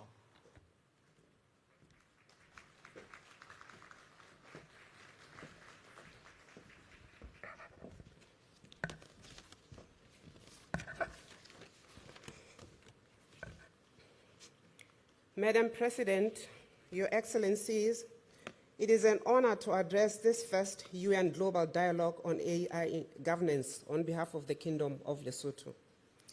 Lesotho aligns itself with the statements delivered by the Group of 77, China, and the Africa Group, and wishes to add the following observations in its national capacity. We welcome this dialogue as a timely opportunity to ensure that AI serves the interests of all countries and all peoples. We also welcome the preliminary report of the UN Independent International Scientific Panel on AI. Its evidence-based approach rightly underscores that the future impact of AI will depend not only on the technology itself, but on the policy of AI will depend not only, but on the policy choices which governments and the international community make today. Those choices will determine whether AI widens existing inequalities or becomes a catalyst for inclusive and sustainable development. For small and developing states, the central challenge is not simply access to AI technologies, but the capacity to participate meaningfully in their development, governance, and application. This requires investment in human capital, data systems, institutions, and digital infrastructure. As the chair of the AU Specialized Committee on Communications and ICT, Lesotho's AI policy of 2025 is broadly aligned with these priorities, particularly in promoting capacity building, AI-ready data, openness, human oversight, and inclusive development. Excellencies, Lesotho wishes to highlight 4 priorities. First, capacity building. Without the necessary skills, institutions, and technical expertise, countries cannot regulate AI effectively, deploy it responsibly, or participate meaningfully in shaping global AI governance. Second, openness. Open source software, open data, open standards, and open models can reduce dependency, lower costs, foster innovation, and enable countries to adopt AI solutions to their local contexts and development priorities. Third, interoperability and digital infrastructure. Responsible public sector AI depends on robust digital public infrastructure, including digital identity systems, electronic government services, secure data exchange mechanisms, and strong cybersecurity frameworks. Fourth, sector-led and risk-based governance through existing regulatory institutions. AI governance should build upon established sectoral regulators and legal frameworks. Where AI affects fundamental rights or the delivery of public services, meaningful human oversight, transparency, and effective mechanisms for accountability and redress must remain central. Lesotho also proposes the development of a framework for AI-ready unstructured and fragmented data. Many African countries do not lack data. Rather, they lack data which is organized, interoperable, and prepared for responsible AI use. Global AI governance should therefore support countries in transforming fragmented public sector data into secure, trusted, and locally relevant data resources which can drive innovation and sustainable development. As the international community shapes the future of AI governance, we must ensure that no country is left behind. AI governance must be practical, inclusive, and development-oriented. It must strengthen national capacities, promote openness, support trusted and AI-ready data, manage risks, and uphold meaningful human oversight so that artificial intelligence becomes a tool for shared prosperity and sustainable development for all. I thank you. I thank Her Excellency Incoming Majara, Deputy Prime Minister of Lesotho. Next speaker is Her Excellency Gabriela Gonzalez, DPR of Uruguay, on behalf of G77 and China.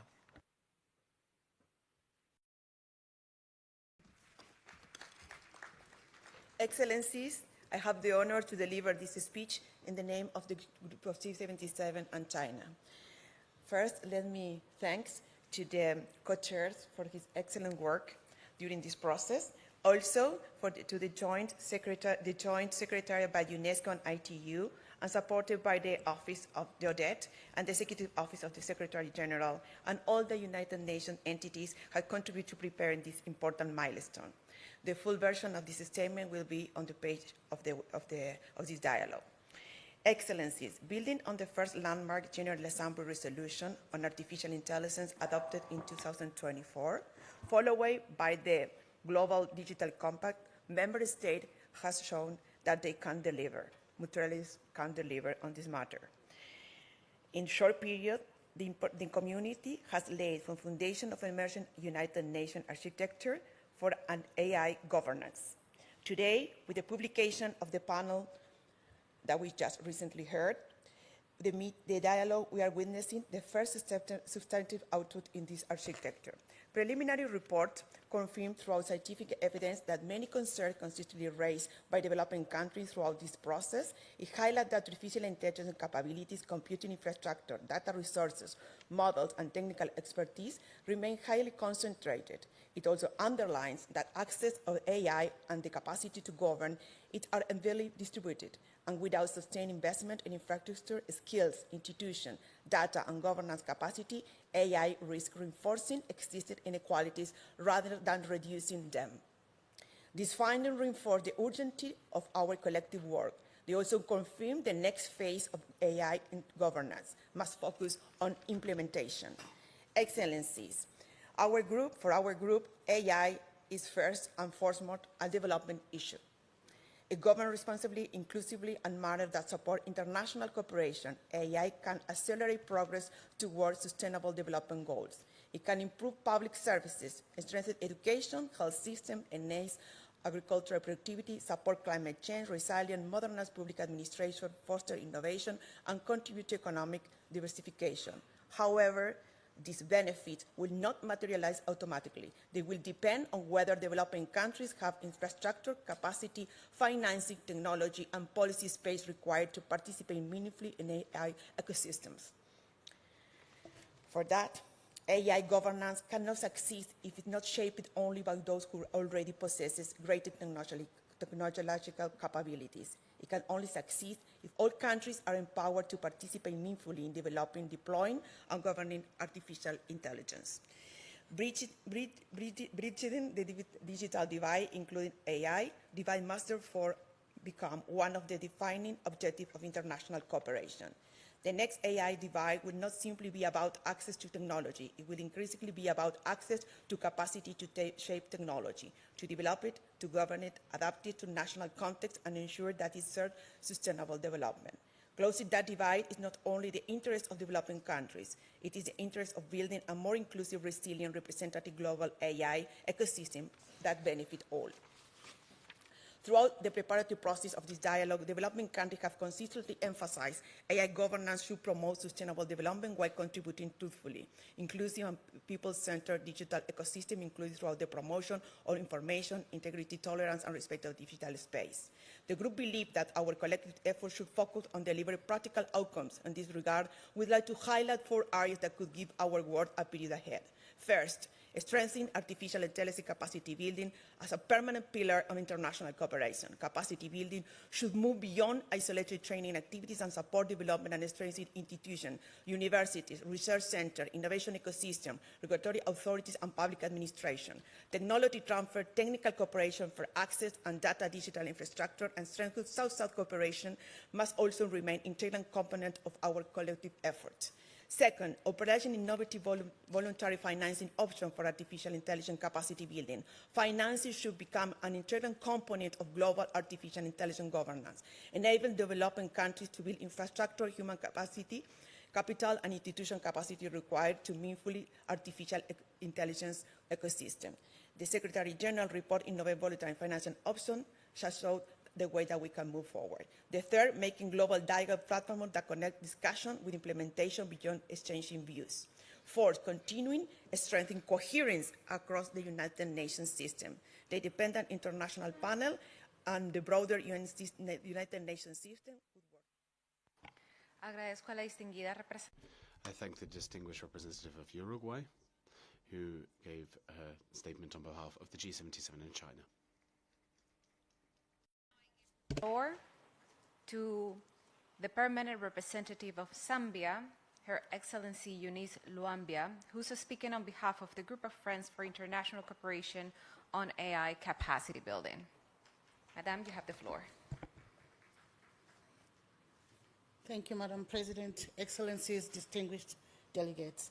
I have the honor to speak on behalf of the Group of Friends for International Cooperation on AI Capacity Building. AI technologies are advancing rapidly and creating tremendous opportunities for economic and social development in all countries. At the same time, AI divide continues to widen, and the high-speed advancement of AI creates new risks. In response to these challenges, the Group of Friends puts forward the following proposals. First, promote fairness and inclusiveness so that AI benefits every country and everyone. We call for adherence of the purpose and principles of the UN Charter and respect for international law in building global AI governance. The United Nations should play the central coordinating role in international development cooperation. We further take note the global digital compact and its commitment to closing AI divide between and within countries. All countries have the equal right to design, develop, deploy and use AI and to choose development paths suited to their national conditions to safeguard technological sovereignty, national security, and development interests. We emphasize the importance of promoting and preserving linguistic and cultural diversity and support the development of multilingual AI. The global dialogue should uphold to the mandate in accordance with Resolution 79/325 and the principles of fairness, inclusiveness, and non-discrimination.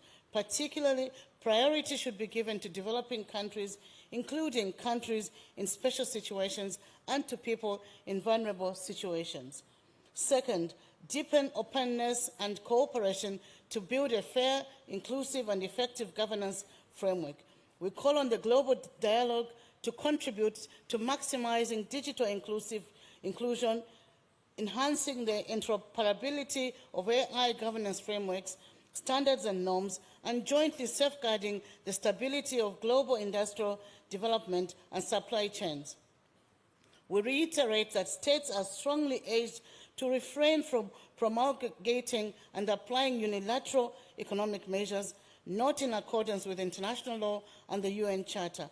We encourage the development of open source software, open models, and the sharing and mutual benefit of AI resources as well as ensuring non-discriminatory access to data, especially learning data, while respecting intellectual property rights.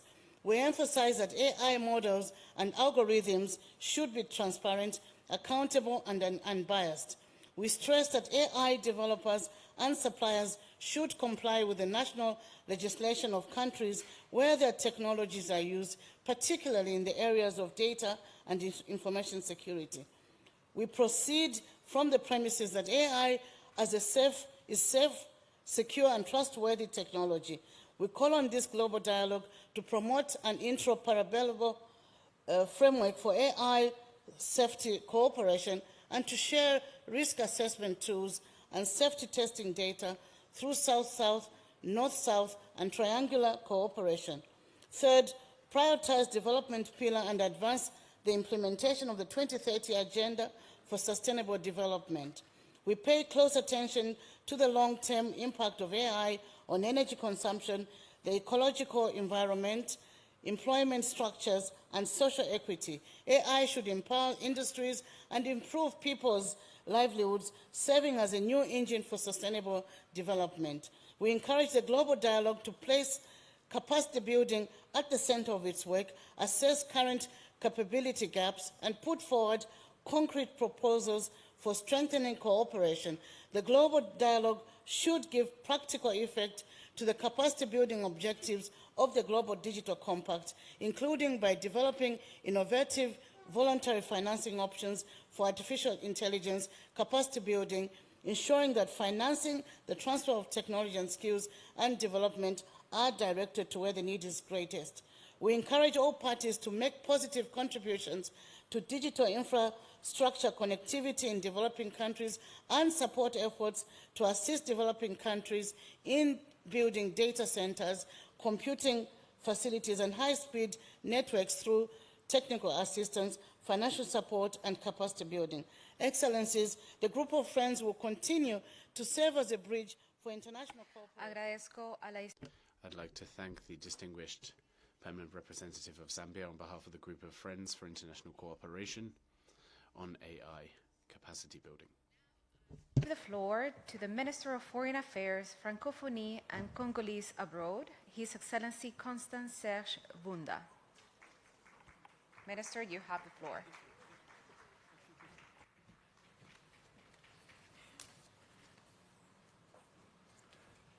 Excellence.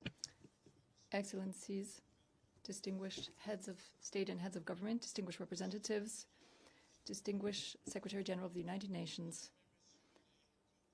co-chairs, distinguished participants, we extend our greetings to you. I would like, first and foremost, to share the fraternal greetings of His Excellency Denis Nguesso, the President of the Republic of Congo, who mandated me to participate in this global dialogue on AI governance. I would like also to express the deep appreciation of the Republic of Congo to the United Nations, also to the ITU, to UNESCO, and to all of the partners who came together to make this historic meeting possible. Your commitment demonstrates the will of the international community to construct together, in a spirit of multilateralism, which is renewed, governance of AI, which is based on trust, solidarity, and shared responsibility. AI could become one of the major transforming vectors of our era. It offers remarkable opportunities for accelerating the realization of the SDGs, for example, and the African Union agenda, as well as to improve access to essential services and strengthen resilience of our societies. At the same time, however, it raises a number of legitimate challenges with regard to ethics, security, protection of data, disinformation, and risk of exclusion. It is because we need to respond to these two aspects, innovation but also preserving human values, that our efforts must converge. Under the impulsion of the President of the Republic of Congo, we have made a proactive approach. Our country has committed to strengthening our digital ecosystem, specifically through the creation of a dedicated ministry dedicated to the digital economy, while focusing particularly on capacity building, competency training, research, and coming up with an adapted governance framework adapted to the challenges. An African Research Center for AI in the Nisengo University is an important step forward. This aims to train a new generation of researchers and African innovators who will promote AI, which is ethical, and will also to develop their priorities for the continent. Here, Congo has benefited from the economic support community from the United Nations and PNUD's support as well. The dialogue which is bringing us together today, ladies and gentlemen, helps us to form global consensus. The speaker is interrupted. The distinguished Minister of Foreign Affairs, Francophonie and Congolese abroad, thank you so much. And now we give the floor to the Minister of Communication and Information Technology of Saudi Arabia, His Excellency Abdullah Al-Swaha.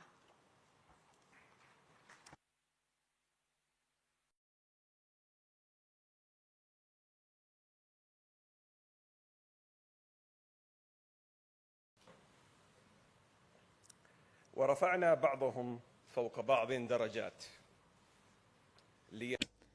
Ladies and gentlemen, I would like to quote the Quran. We have raised some of them above others in rank so that they may depend on one another through mutual service. End quote.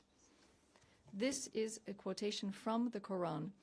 It is divine, and it demonstrates that we created not to be in competition, but to complement each other's efforts. Excellencies, Secretary General of the United Nations, ladies and gentlemen, 90% of the compute today, as well as IPs in terms of AI, are held in 2 countries, only 2 countries. Is that the future that the United Nations accepts for more than 190 member states?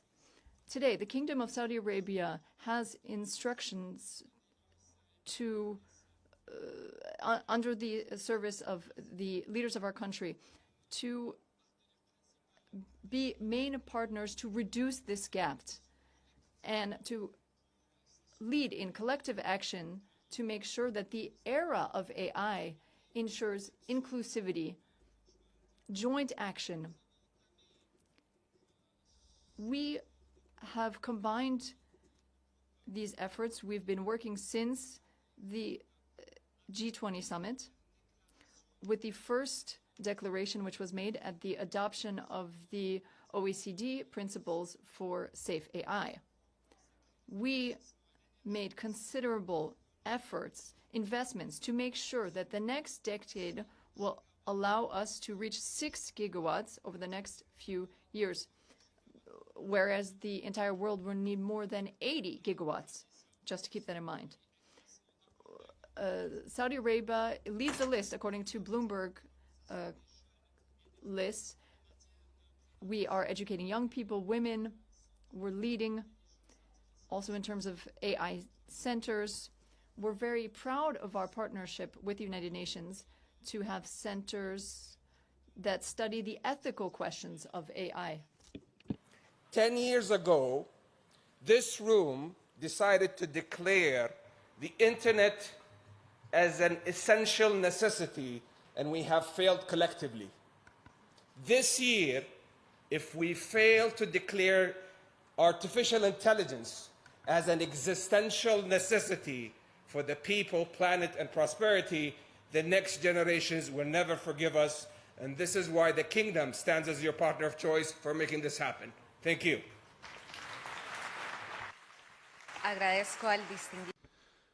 I thank the distinguished Minister of Communications and Information Technology of Saudi Arabia, and I now give the floor to Minister Gonzalo Matias, Minister in the Cabinet of the Prime Minister and of State Reform.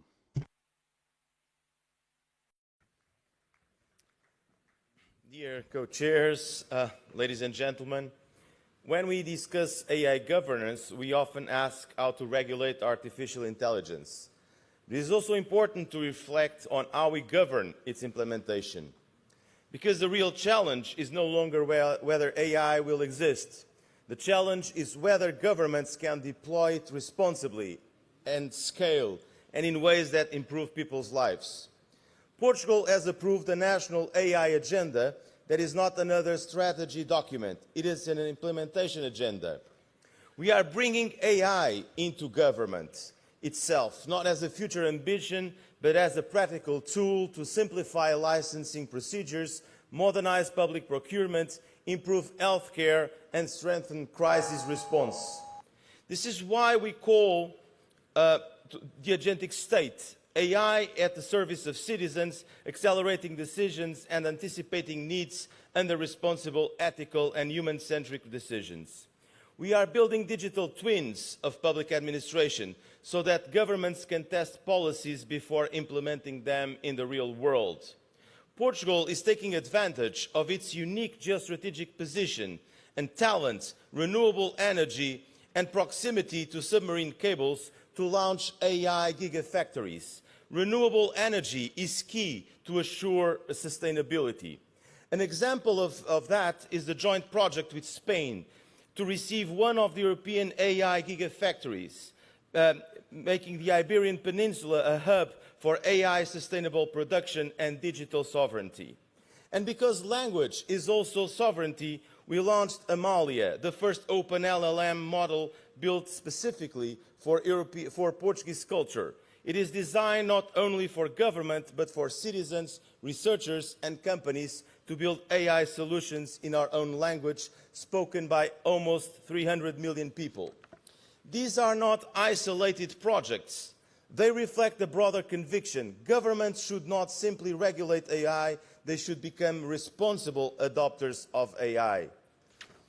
Effective coordination between the United Nations, the OECD and European Union and other relevant organizations remain essential, with each contributing according to its mandate and expertise. That's how we believe it should be regulated. This claims for reinforcement of multilateralism, international law and global law as critical instruments to harness, to empower AI while empowering also it to serve lives of people. International cooperation should focus on implementing the commitments already undertaken, strengthening interoperability between governance frameworks, and promoting capacity building and ensuring that countries at different stages digital development can all benefit from AI. Thank you very much.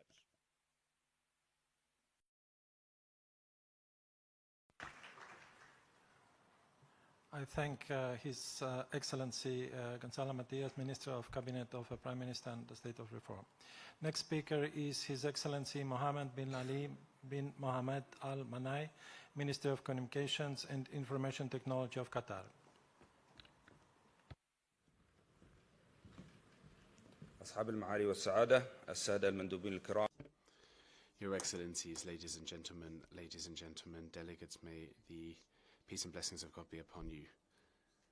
We welcome the holding of this first session of the Global Dialogue on AI Governance. We'd like to thank ITU, UNESCO, the UN, and the co-chairs of the dialogue for their leading roles. Qatar stands convinced of the importance of artificial intelligence. This is strategic importance reflected in our AI strategy. We have decided to place AI at the service of humanity in science, in regulation, and in culture. Qatar has three objectives here at this dialogue. First of all, bridging divides. Calculation and data power and skills in models being developed are important in many countries. We must guarantee access to calculation models and open source available to all, including in the Arabic language. Secondly, we want to develop safe and secure models. dangers of insecure models do not know borders. We must develop interoperability capacity between different model governance structures so that decision makers and developers are not subject to the dangers of these structures. Thirdly, the respect of human rights. Here, this is a fundamental principle. It is a matter of trust, and we believe that international law must be respected in our use of AI. We are delighted to announce that we will be launching the global initiative on AI under the leadership of our country's leader. This is an initiative of a global coalition in AI, and we hope that you can contribute to it. Thank you. I thank His Excellency Mohammed bin Ali bin Mohammed Al Manai, Minister of Communications and Information Technology of Qatar. Next speaker is His Excellency Sid Ali Zarouki, Minister of Post and Telecommunications of Algeria.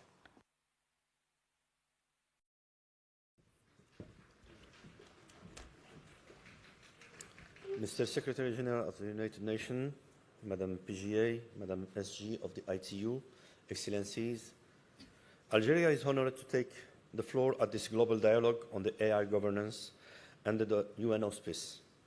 I thank the co-chair for the inclusive spirit that guided us in this meeting. We take note with the appreciation of the preliminary report on the independent international scientific panel on the AI, and thank the panel for its contribution and taking the opportunity, risk, impact of artificial intelligence. We meet here at this decisive moment.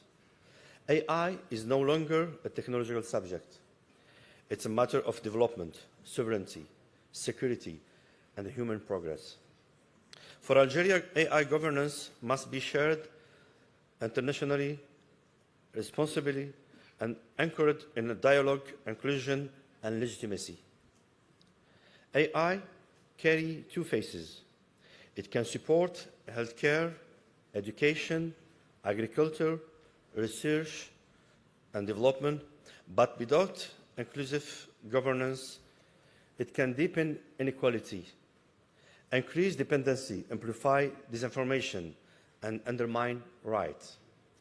The international community has one responsibility: to guide this technology so that it serves humanity, development, and peace.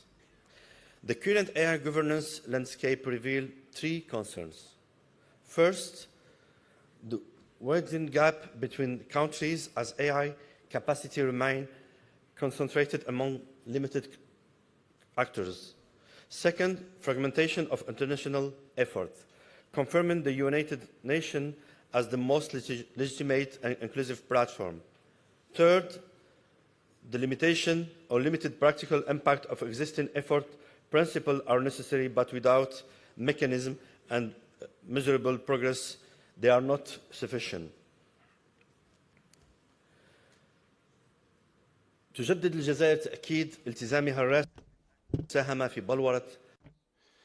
Algeria reiterates its commitment to arriving at a just, responsible, global agreement at the service of humanity. Divide the world between those who design it and design the future, and those who merely consume it. It must become a shared instrument of progress, sovereignty, peace, and human dignity. Thank you.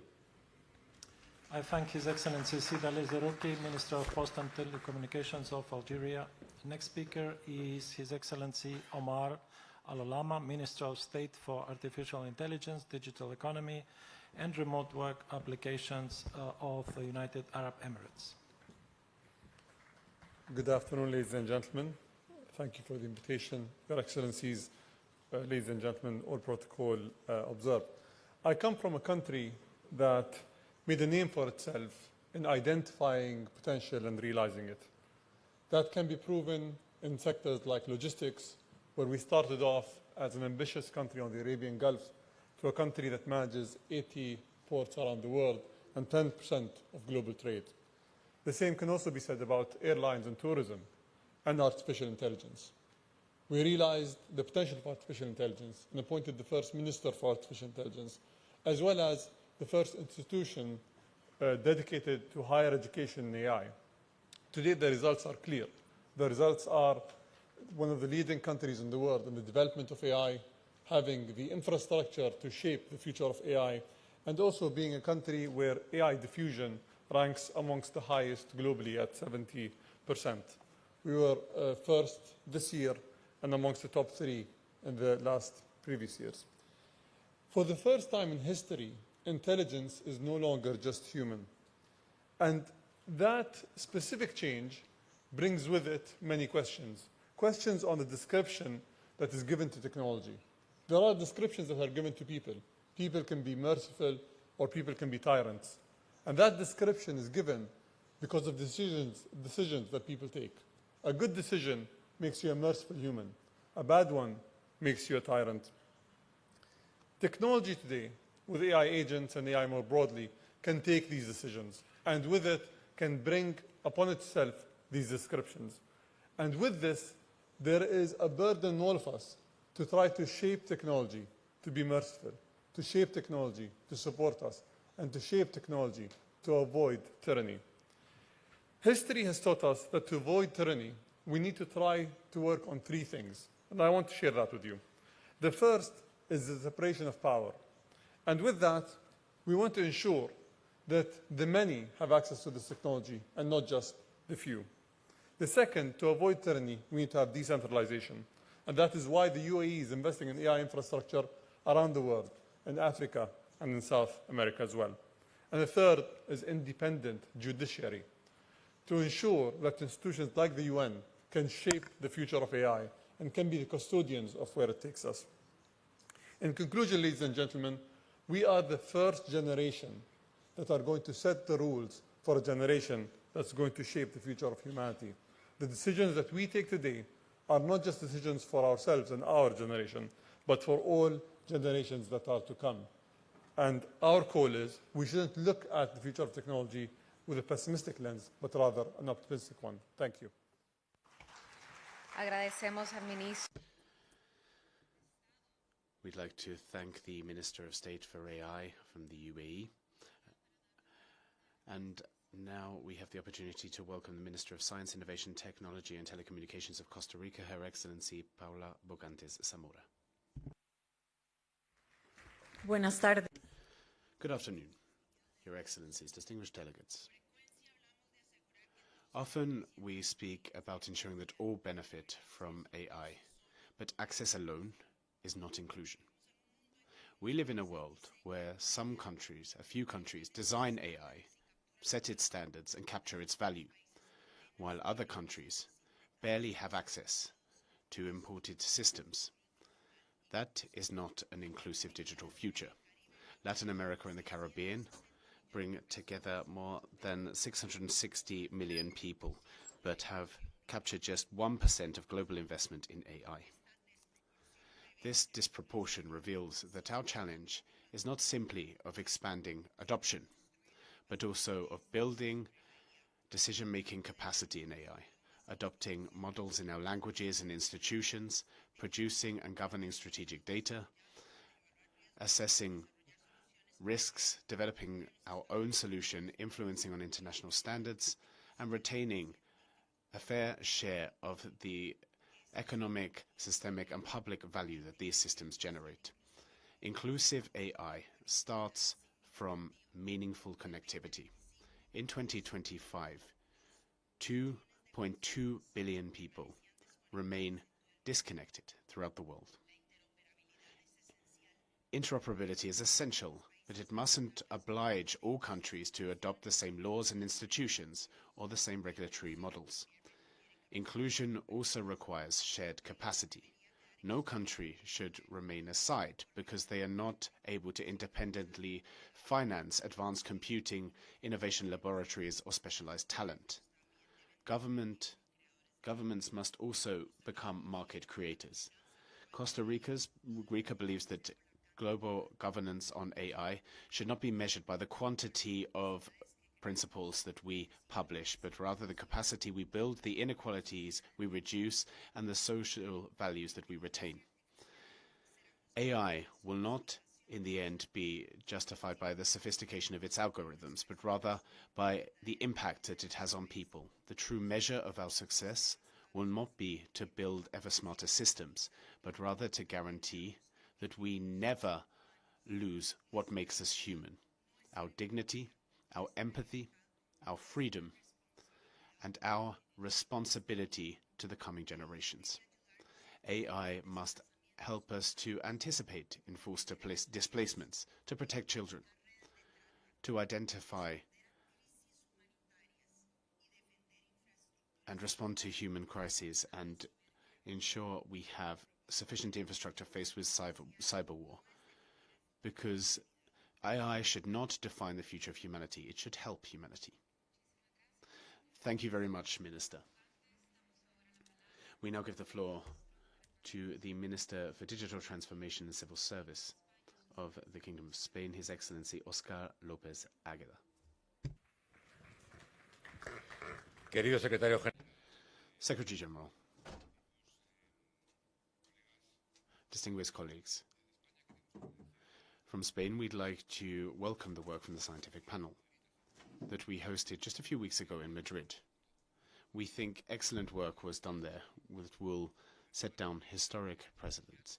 First of all, the speed of AI is seeing the multiplication of cyber, biological, democratic, and security risks.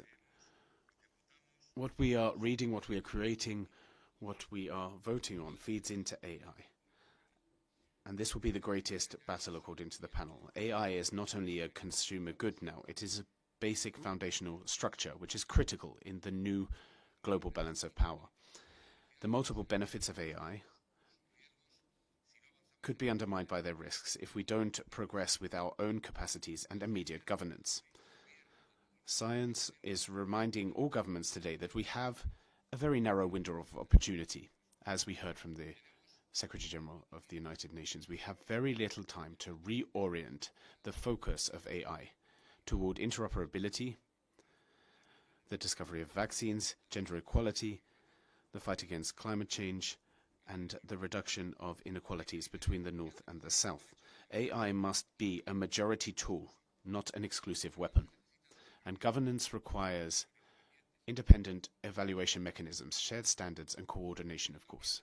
But we also need the political will from the parties here in Geneva in order to transform evidence into action. This is what we are trying to do from the government of Spain. With Costa Rica, we co-facilitated the process that led to the panel and the dialogue.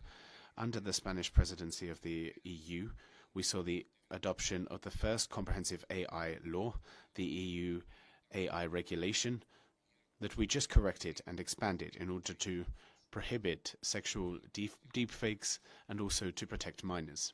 We were the first European country to set up a supervisory agency for AI and to set down a charter and an observatory of digital rights. But we are not only looking at effectiveness and ethics, we are also seeking to ensure competitiveness and sovereignty. Spain is listening to science, promoting innovation, and defending global dialogue which seeks to combine AI and digital rights. We are speaking no more, no less of defending human rights faced with techno-fascism. We are speaking about our own civilization, to move forward or to move back. And you can count on the support of Spain. The whole multilateral system can count on the support of Spain to go forward in regulating and governing AI. Thank you. His Excellency Oscar López Águeda, Minister for Digital Transformation and Civil Service of Spain. Next speaker is His Excellency Lesheng Li, Minister of Industry and Information Technology of China.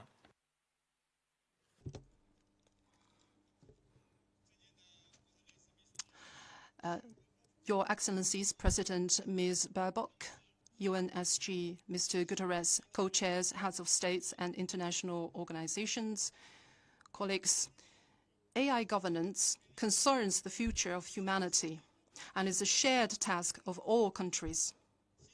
Chinese President Xi Jinping proposed Global AI Governance Initiative, calling for inclusive, equitable, and effective AI governance to ensure AI for good. China has consistently supported the UN as the primary channel for global AI governance and has worked to help bridge the global AI divides. To this end, I'd like to make 3 proposals. First, AI for all. Regardless of their size, strength, or social system, all countries have the equal right to develop and benefit from AI. China has launched the AI Capacity Building Action Plan for Good and for All and implemented concrete projects to promote South-South and triangular cooperation. China stands ready to make full use of the Group of Friends for International Cooperation on AI Capacity Building to actively support other countries, especially those in the Global South, in developing AI capabilities and sharing the AI dividend. Second, open source cooperation and innovation. Open source AI is a shared asset for all humanity. Chinese open source models such as DeepSeek and Quang have significantly lowered the barriers and costs of AI adoption. China is committed to further promoting open source AI for industry, academia, and research institutions, encouraging innovation, AI empowerment, and an inclusive ecosystem through international cooperation, thereby injecting sustained momentum into AI development. Third, jointly building global AI governance. AI presents tremendous opportunities, but it also brings unforeseen risks and challenges. China has therefore put forward the Global AI Governance Action Plan, firmly upholding the principle of balancing between development and safety, advocating technical ethics review and other governance proposals to ensure AI for good. China stands ready to work closely with all parties to advance global AI governance frameworks, standards, and norms based on broad international consensus. Dear colleagues, the development and governance of AI will shape our common future. China calls on all parties to strengthen solidarity to promote AI for good and for all. From 17th to 20th July, China will host the World AI Conference and high-level meetings on global AI governance in Shanghai. I sincerely invite you to join us in person and contribute to advancing global AI development. Thank you. Technology of China. Next speaker is His Excellency Van Den Chia, Minister of Post and Telecommunications of Cambodia.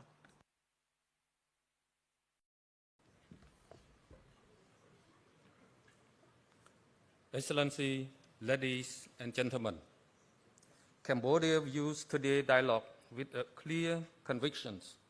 Artificial intelligence has the potential to transform economies, improve public service, and accelerate sustainable development. Our governance choice should enable this potential, not constrain it. For Cambodia and for many developing nations, the central question is not whether AI should be governed, but how to establish governance that fosters innovations, expand access, build trust, and ensure that the benefits of AI are shared by all. At the same time, we recognize that the meaningful adoption requires trust. Cambodia therefore believes AI governance must be risk-based, responsive, and future-oriented, and where necessary, proactive rather than merely reactive. Governance should scale with actual risk, adapt as technology evolves, and anticipate challenges before they materialize. In line with our ASEAN partners, Cambodia has adopted a principle-based approach to AI governance. We view the private sector, academia, civil society, and citizens not as subject of regulation, but as a partner in operationalizing AI governance and ethics. This is why we are currently preparing our national AI governance framework, a mechanism designed to align all stakeholders and create a dynamic space where sectoral regulators, industry, and other actors can collaborate as AI capability evolve. Indeed, no country can govern this technology alone. Cambodia sees three concrete areas where the international community can support shared progress. First, by building the technical capacity of regulators, particularly in developing countries. Second, by fostering active exchange of information on emerging AI capability, products, and services. And third, by strengthening cooperation on regulatory experience and incident monitoring so that lessons learned in one jurisdiction can benefit all. Finally, I wish to underscore a simple but often overlooked truth. Technological problems require technological solutions. Cambodia calls on technology companies to join hands with government as a general partners in AI governance, working together not. I thank His Excellency Wanda Chia, Minister of Post and Telecommunications of Cambodia. Next speaker is His Excellency Albert Rusty, Federal Councillor and Head of the Federal Department of Environment, Transport, Energy and Communications of Switzerland. Merci. Thank you very much, co-chairs, excellencies, ladies and gentlemen. Switzerland welcomes the launch of this global dialogue on AI governance. The challenges which multilateralism must respond to are ever strong, even though AI will, of course, inevitably change deeply public goods throughout the world. In this context, AI is not only a new object of governance or analysis, but actually it's a lever to improve our capacity for action, and through this good, a way to validate the credibility of the international system. Switzerland defends a simple conviction, which is that the United Nations should not only define the rules of governance of AI, but also show an example, be an example in their practical application. This not only through their methods of work, but also in the development of new forms of cooperation and also in the accomplishment of their mandate for those who they are serving, member states, and of course populations at the end of the day. I would also like to speak today on behalf of the member states of the Freedom Online Coalition, which Switzerland is presiding over this year. Our joint statement, which was adopted last week, is very clear. Governance of AI must be firmly enshrined in international human rights, international law, and must be elaborated through multi-partite processes which are genuine and which are human-centered. We must also recognize the risks of AI. AI could be used in an abusive way through arbitrary surveillance, diffusing misinformation, weaken our democratic institutions. From the 21st of June 2027, Switzerland will host in Geneva the next Global Summit on AI. This is the follow-up of the summit which took place in India and in France.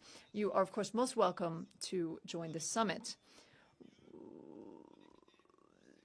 To have better connected standard-setting processes and clear framework, the AI for Good Summit will give us more information as well as an opportunity to contribute to its preparation. Before that exchange, I can already share with you, ladies and gentlemen, our firm conviction in Switzerland with regard to the unique value added of Geneva as one of the best stakeholders to serve multilateralism and this revolution which is driven by AI. I thank you very much for your kind attention. The Federal Councillor and Head of the Federal Department of Environment, Transport, Energy and Communications of Switzerland. Next speaker is Her Excellency Anne Le Henanf, Delegate Minister of Artificial Intelligence and Digital Affairs of France. Distinguished colleagues, ladies and gentlemen, AI, which is omnipresent in our means of communication today, requires inclusive governance. This governance must be focused on UN institutions to make sure that the AI serves the SDGs. Our framework not only needs to cover those usages, but also standards which will help us to evaluate it and deploy it. In order to drive this technology towards common good, we need 5 priorities here. First, protection of children online with the creation of a G7 line to protect the rights of children before AI, which has been supported by Estonia, Brazil, Morocco, the European Union, and other states, and supported by UN agencies. Secondly, here, multilingualism, to make sure that AI reflects the linguistic and cultural diversity of the world. Thirdly, fighting manipulation of information, preserve the integrity of our democratic debates. Fourthly, we have to respect the environment. If we think of the summit in Paris for AI and the environment. Fifthly, open source models to democratize access to this new energy.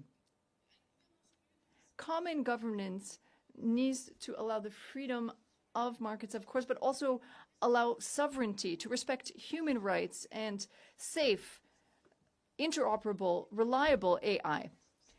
It needs to be responsible. It's a global challenge as well as a local challenge. For those countries that are facing energy problems, we need to make sure that we don't worsen the environmental situation, but we look forward. This is the way forward. France is advancing on this path forward thanks to its energy mix, renewable energies, with Mistral AI, for example, and other efforts. This has guided our G7 presidency, and also this is where we've deployed our different solutions. We call upon all partners to support this international cooperation for governance of AI. These 2 days are the beginning of the United Nations response to this challenge, and France is committed to share its experience here and to support these objectives. I thank you very much for your kind attention.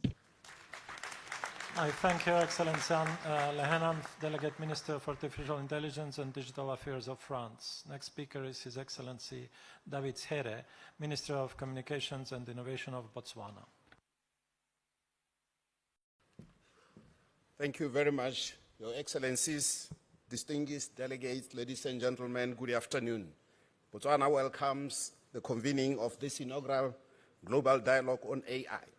This is an important step in the implementation of the Global Digital Compact adopted in 2024, through which countries collectively committed to intensifying efforts to bridge the digital divide and strengthen digital infrastructure and promote technological transfer and enhancing capacity building initiatives. For Botswana, artificial intelligence presents significant opportunity to advancing the attainment of Sustainable Development Goal in many areas. Botswana fully recognizes the capabilities of artificial intelligence, what it can do, and the strategically artificial intelligence can strategically harness to advance national development priorities across education, agriculture, healthcare, and other key sectors. However, like many developing countries, Botswana continues to suffer challenges in fully harnessing the potential and the benefits of AI. A major constraint is lack of adequate digital infrastructure, digital skills, which limit the capacity of many developing nations to effectively adopt and utilize AI capabilities. We trust that this dialogue will create the space for substantive exchange on how best to support developing countries in harnessing the transformative potential of artificial intelligence. It must serve as a platform for collective action, a platform which responds to the priorities of developing countries in form of bridging the digital divide within the nations and strengthen the capacity building to facilitate technological transfer and ensure that no one is left behind.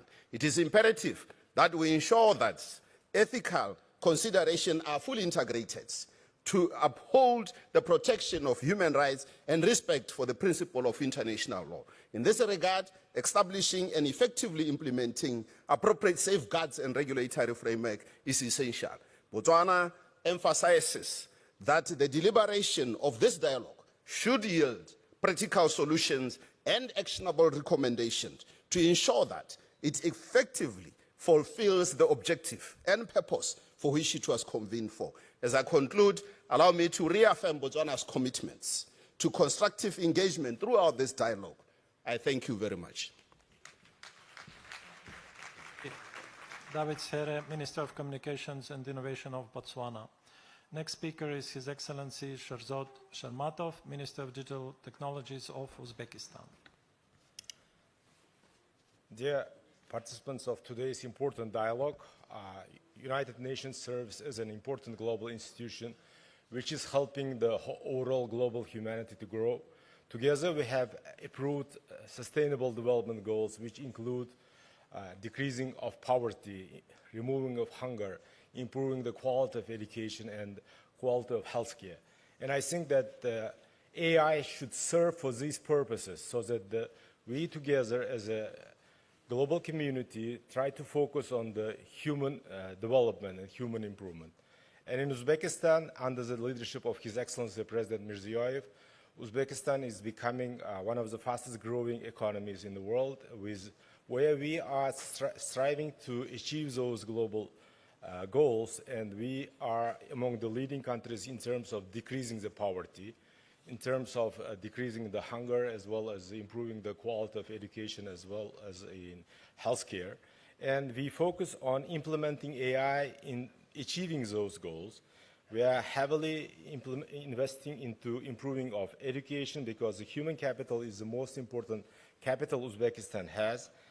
We have implemented 5 million AI leaders program where we try to upskill of our population in terms of using AI effectively for the benefit of their future achievements.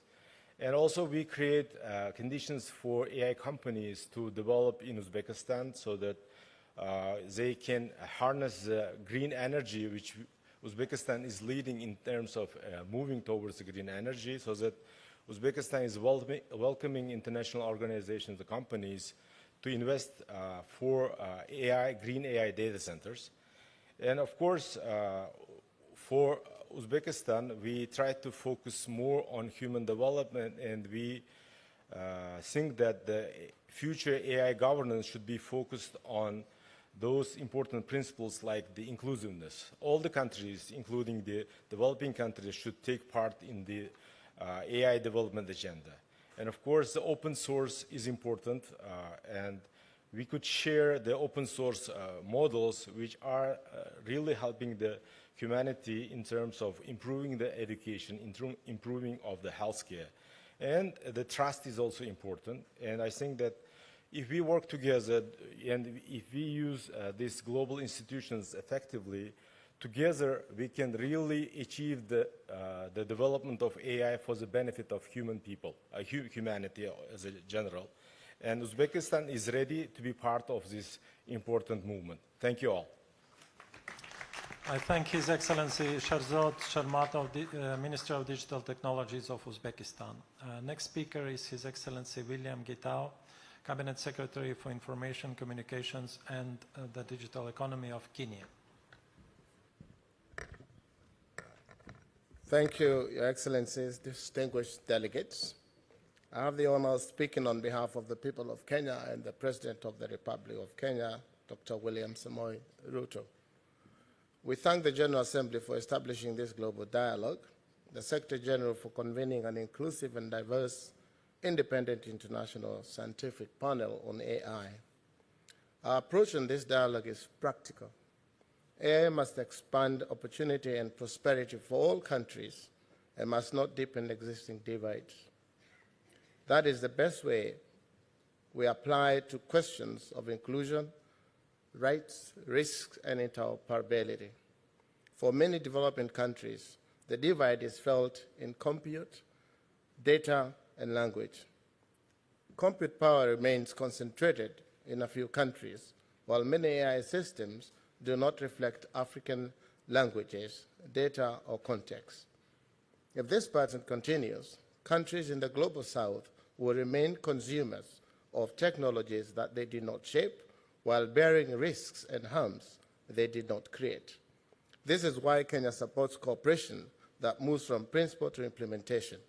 We need affordable compute, open and representative data sets, safe and accessible models, stronger skills, and meaningful participation in standard settings.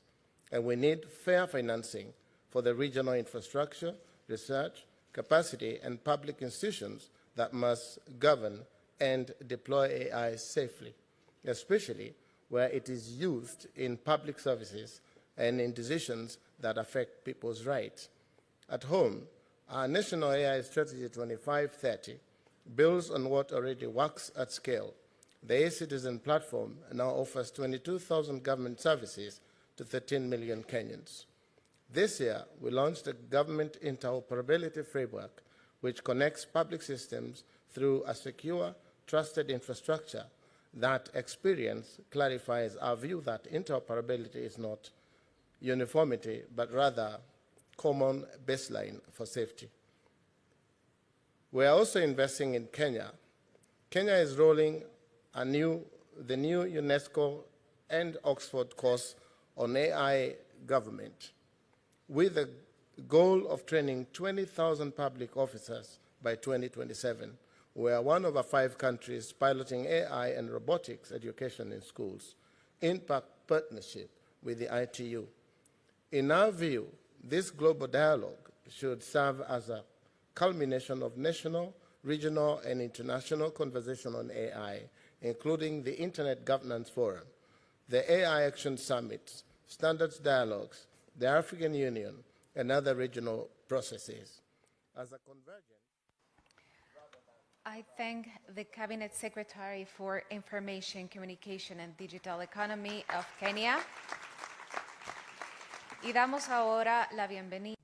We now wish a warm welcome to Carlos Mendoza Alvarado, the Secretary of Planning and Programming of the Presidency of Guatemala. A very good afternoon, distinguished co-chairs, distinguished heads of delegations, ladies and gentlemen.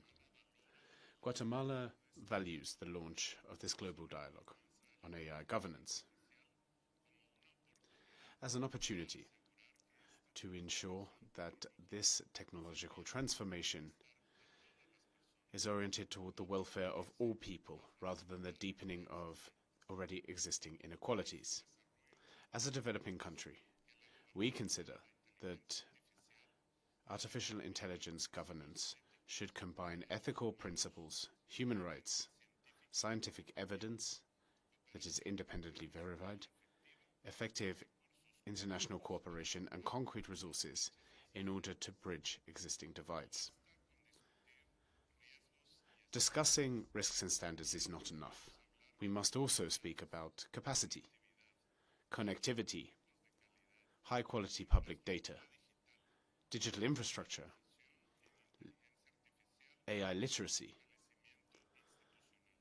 and institutional strengthening, particularly for those countries that are facing structural difficulties. The particular contribution of Guatemala is born out of our own reality.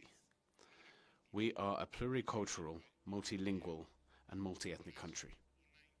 And for this reason, a truly inclusive artificial intelligence cannot be limited to expanding access to technologies designed in other contexts. Cultural diversity and linguistic diversity need to be recognized. Progressively incorporating indigenous languages, respecting ancestral knowledge and community knowledge, and avoiding bias which would make peoples, their territories, and their different ways of knowledge invisible. From Guatemala, we would like to state this clearly. Digital inclusion must also mean cultural inclusion, linguistic inclusion, and territorial inclusion. We therefore reiterate the value of multilateralism and international cooperation. We must actively participate in defining standards, frameworks, and mechanisms for global governance of AI. Our aspiration is clear. AI cannot be a border of exclusion. It must be a tool to build more able states, more solid democracies, more inclusive societies, and a truly shared digital future. Thank you. I thank the Secretary of Planning and Programming of the Presidency of Guatemala, and I now give the floor to the Minister of State for Technology and AI. Of Lebanon, His Excellency Kamal Shihadi.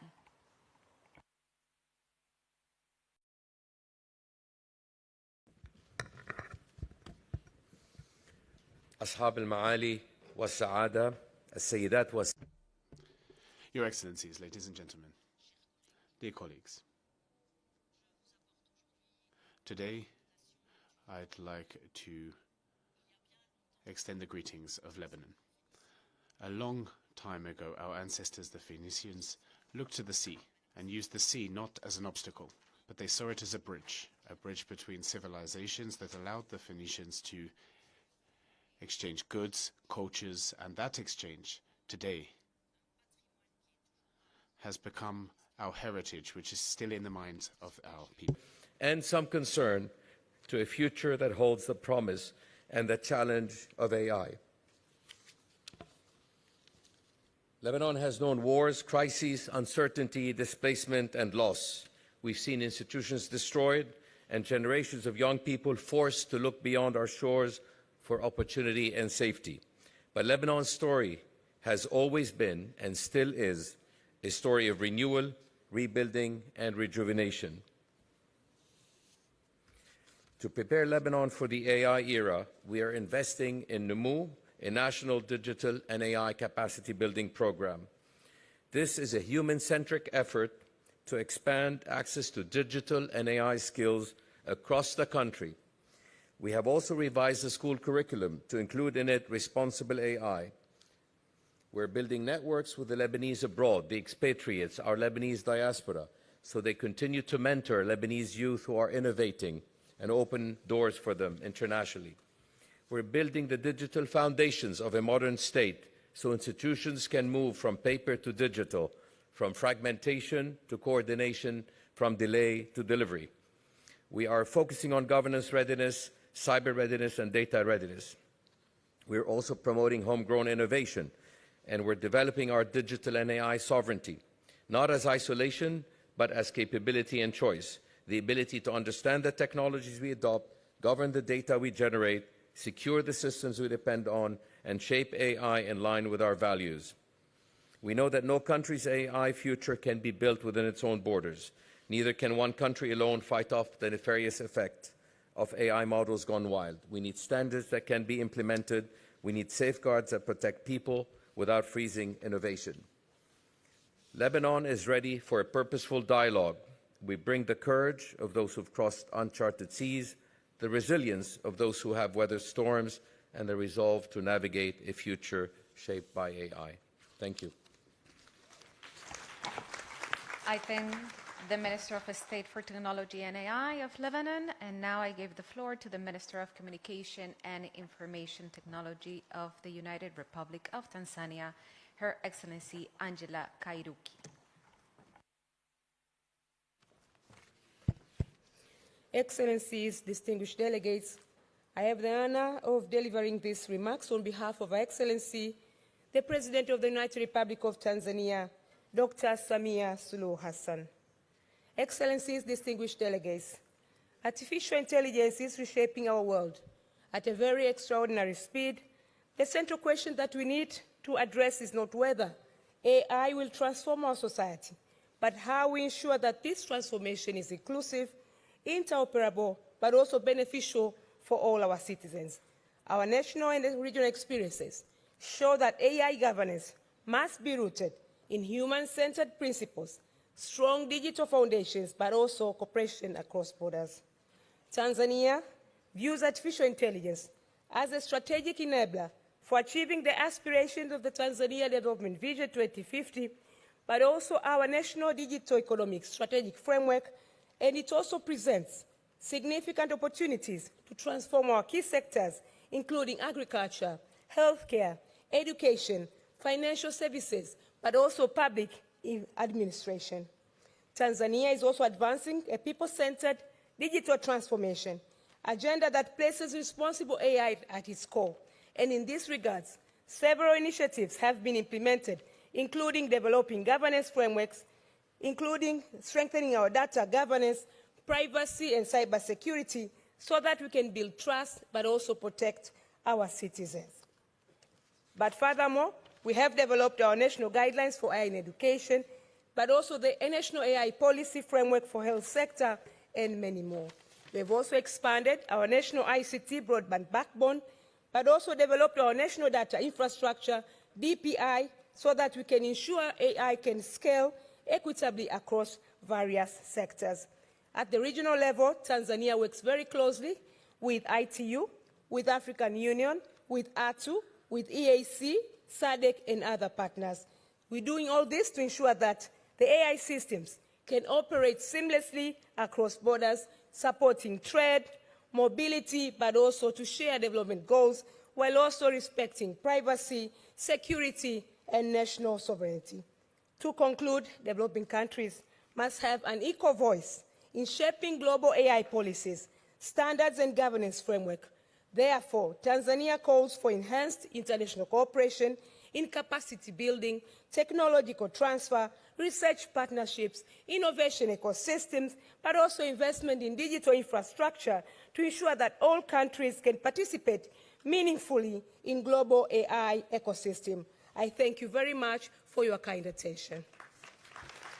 I thank Her Excellency Angela Kairuki, Minister of Communication and Information Technology of the United Republic of Tanzania.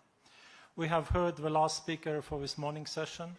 The list of speakers that distinguished delegates have received will remain the same, and the session will resume in the high-level governmental segment taking place tomorrow from 3 to 4:30 p.m. Would like to remind you that national statements can be submitted via email to aidialogue.un.org.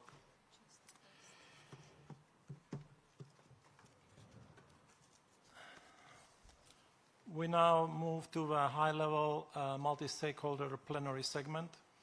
Today's session has been designed a little differently. Rather than beginning with the moderated panel, we will first hear directly from participants in the room, and we would like to invite interventions representing different stakeholder groups and regions to share their perspectives on the opportunities, challenges, and priorities they see for advancing AI governance in practice. These interventions are intended to help frame the discussion. Our panelists will build on these perspectives during the moderated discussion that follows.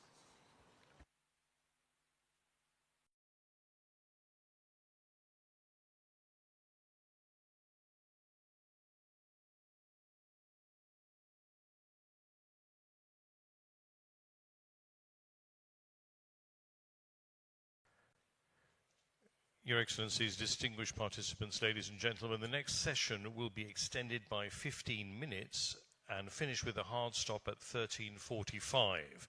So anyone who is attending any side sessions with a start time of 1:30 p.m., please make sure that you reach them on time, as their start times have not been adjusted.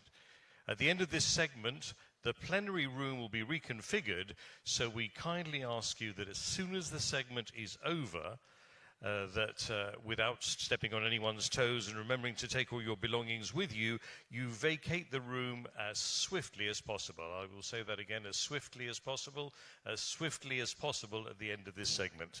Many thanks in advance. Thank you.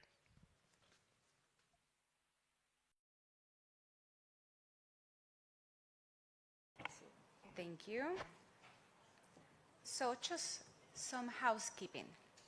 So to take the floor, we invite you to raise your hand, and an usher with an orange armband will provide you with a microphone. Or if you're seated at a table with a mic, please request for the floor using the mic button. A speaking time will be limited to 3 minutes for everyone. A timer has been set and is visible on the screens. So we kindly encourage all speakers to respect the allotted time so that the largest possible number of the speakers may be accommodated during this short, but we're pretty sure a very fruitful segment. To ensure fairness and allow broad participation, mics will be automatically switched off once the allocated speaking time has expired. So we therefore respectfully request the speakers to conclude their remarks within the prescribed time limits. I will be assisted by the Joint Secretariat for this short segment, and then we will follow with the program. With that, we're very, very pleased to open the floor.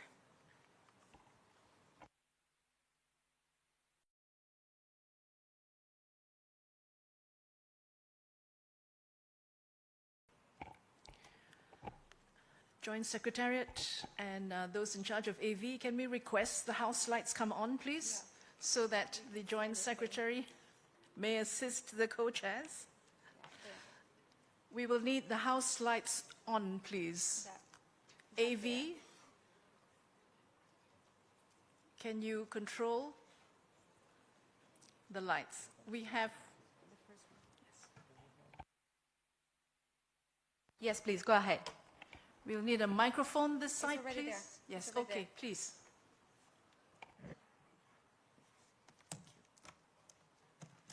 Hello. Oh, yeah. Hi. Thank you so much for the floor. My name is Luisa Franco Machado. I run a youth-led nonprofit called Equilabs.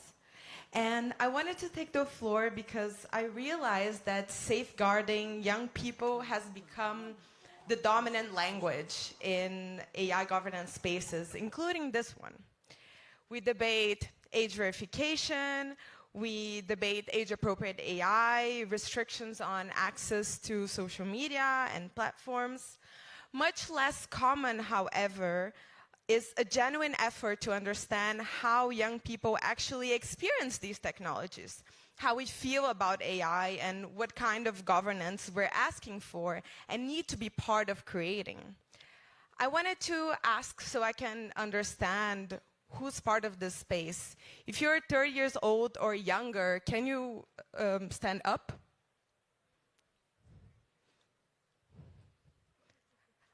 Okay. Hi. I feel like we're maybe 10 or 15, maybe a little bit more, a little bit less. So we're not many, right?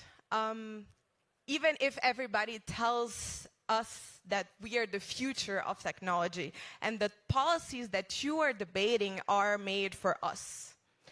Well, as someone from Gen Z who has worked on AI governance from São Paulo to Berlin, I can tell you that many young people are not really excited about AI. We are increasingly skeptical of it. We are the generation learning what it means to depend on ChatGPT before trusting our own thinking. We're the generation questioning companies that celebrate AI while replacing human workers. We understand these technologies because we grow up inside them. Yet our response from this space has largely been to govern young people's relationship with technology rather than technology companies' relationship with power. Young people are becoming more vulnerable because public institutions have not been bold enough to govern the concentration of private power shaping our digital lives, while at the same time continuing to sign multi-million-dollar contracts that deepen their independence with the very companies they're expected to regulate. We already have the evidence, the testimonies, and the lived experience. If we're serious about safeguarding young people, we have to move beyond governing the symptoms for these inequalities and start governing the conditions that produce them. Thank you. Thank you very much for that. The next speaker, please, the one that has already mic. There. Perfect.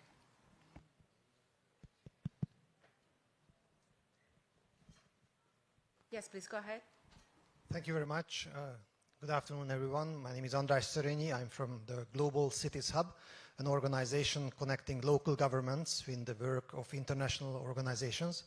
And I would like to intervene on the topic of who is governing AI and offer you a vision of a more inclusive multilateralism. We commend the fact that the first global dialogue on AI governance is taking place, and we applaud the panel and the report. However, we see that local governments are not part of the discussion, while we know that artificial intelligence, while are developed by companies and regulated by member states, are used and implemented at the local level. Our everyday life is more and more affected by AI, and local and regional governments play an important role in how AI is used and how AI is implemented. Just to give you three very simple examples, when we are talking about the data used by AI government, we know that local and regional governments, we know that cities are producing most of the data now available, and it's not a question that this data has to be handled in a transparent way, has to be owned by the community, by the cities, by the nations, and not by private companies. The second example can be the environmental aspects. We heard from several ministers in the room that the different AI centers, data centers, will play a very important role. But we also know that these centers have an important environmental impact, and these impacts are local impacts, and these are local governments who has to face this one. And the third example would be the human rights aspect, which is also very important at the local level. So let me offer you three recommendations. First, the AI should not be deployed solely to maximize efficiency or technological performance. It should be improvement quality of life of the citizens. Second, the AI governments should be designed for resilience, not only optimization. Especially in urban environments, governance frameworks should strengthen the capacity of the public institutions. And last but not least, local and regional governments should be recognized as a distinct governance actor alongside national governments, industry, academia, and civil society. They should become governors and not only implementers in that sphere. Thank you. Thank you. Not my intention. Yes, I will give you the floor. Just let me react very briefly. This dialogue, throughout the process, we try to be as inclusive as possible. No one was set aside, excluded. Everyone had the opportunity to participate in the different sessions that we organize, in person and online. And I hope that, as we know, this is only the first dialogue, that in the process towards the second, even more stakeholders will be able to engage. So rest assured, this will remain as inclusive, as universal as possible, because this is also the nature of the United Nations. Thank you very much. Now, can I see who's the next one? Fantastic. Sir, you have the floor there. Can I have the usher? Thank you. Thank you. My name is Aziz Abakirov. I'm from the Kyrgyz Republic High Technology Park. And thank you, wonderful panel discussion and wonderful report of independence and voice hearing now from small nations. 7,000 languages, most of them invisible to AI. If a language is absent from the data, it is absent from the future. In Kyrgyz Republic, we decided to change that. The problem is AI is concentrated in the hands of a few large players, and the report is already mentioned about it. Small nations, small languages left behind.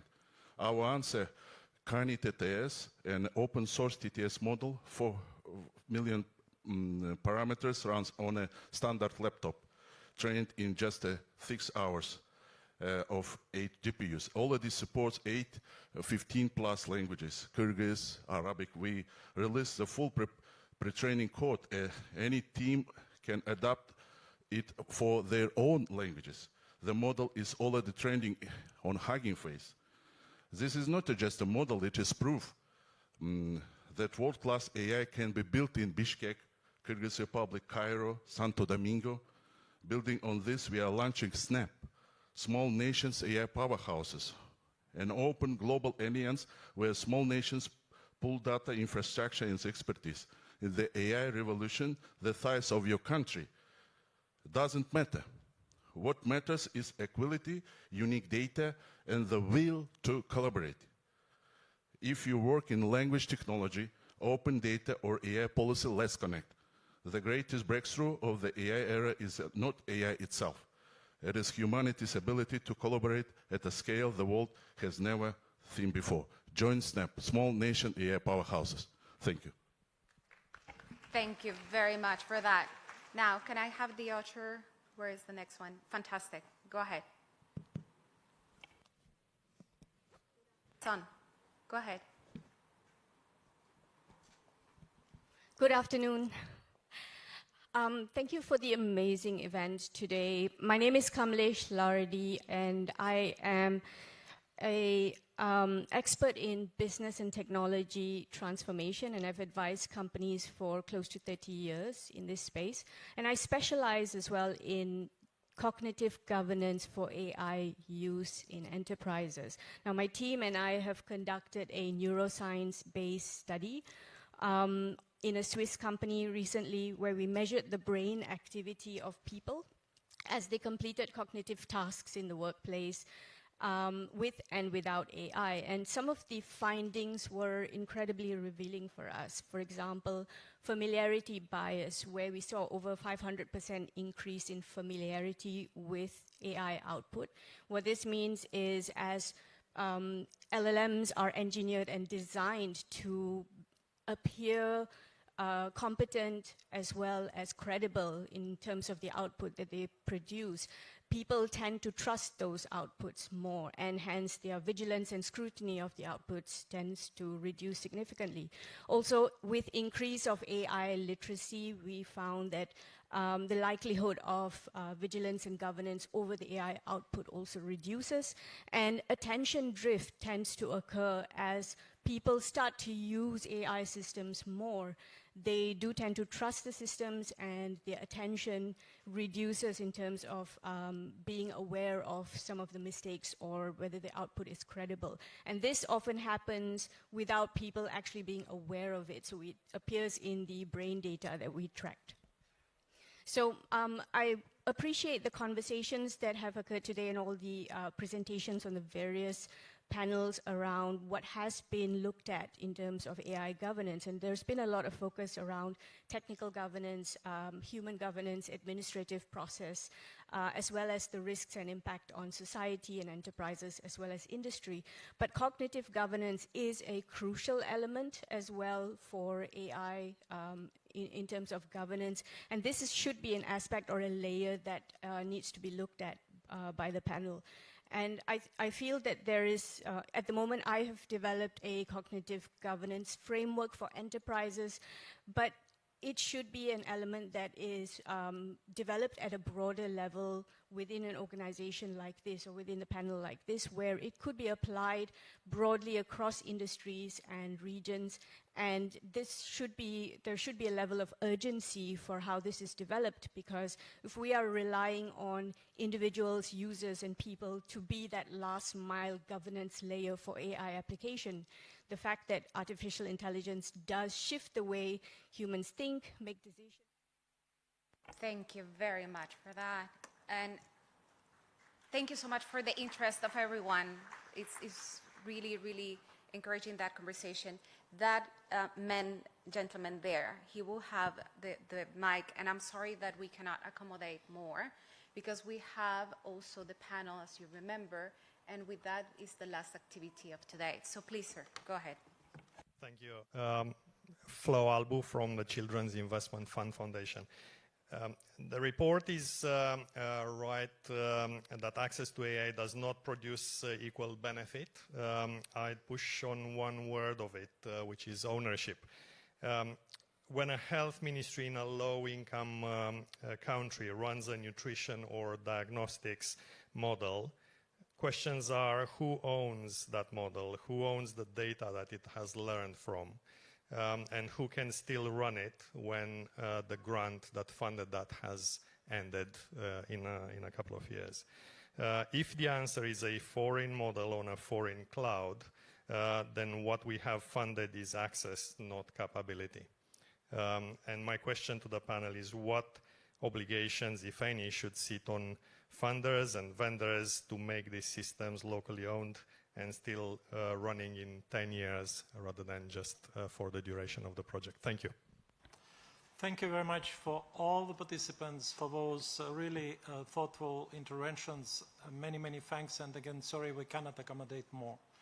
So building on these contributions, we will now move to the second part of this session, a high-level moderated roundtable discussion featuring representatives from governments, industry, civil society, academia, the technical community, and international organizations. To begin this segment, I would like to invite our distinguished moderator, Mr. Whitney Baird, President and CEO, United States Council for International Businesses, to the podium to introduce the panel and speakers for this session.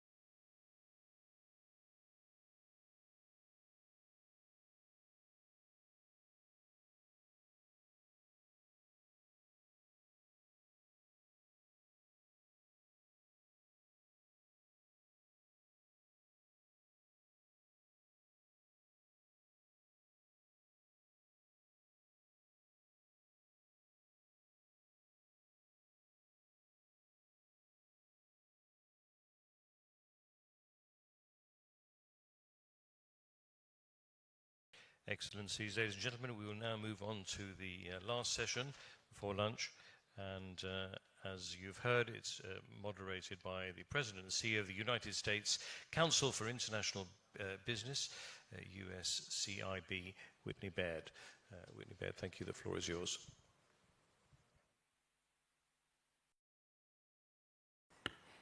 Sorry, I'm going to ask the panelists if we can stand very briefly for a family photo.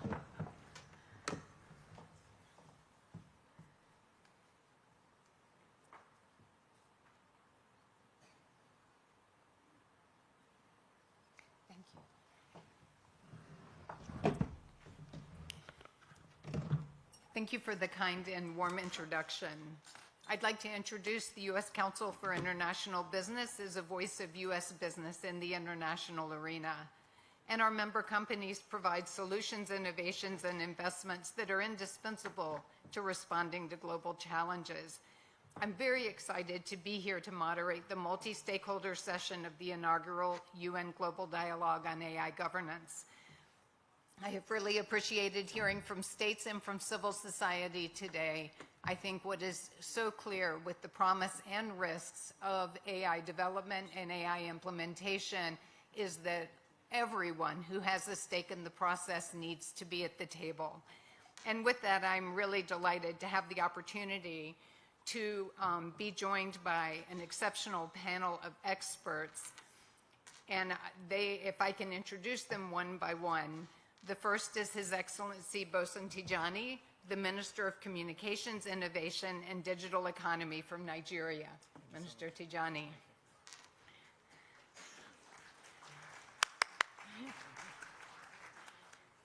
Our second panelist is Chilizi Marwala. He's the Rector and Undersecretary General of the United Nations University.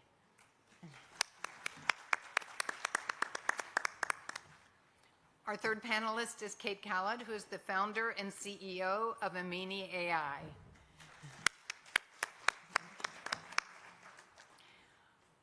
Our fourth panelist is Ruman Chowdhury, who's the CEO and co-founder of Humane Intelligence. Ruman.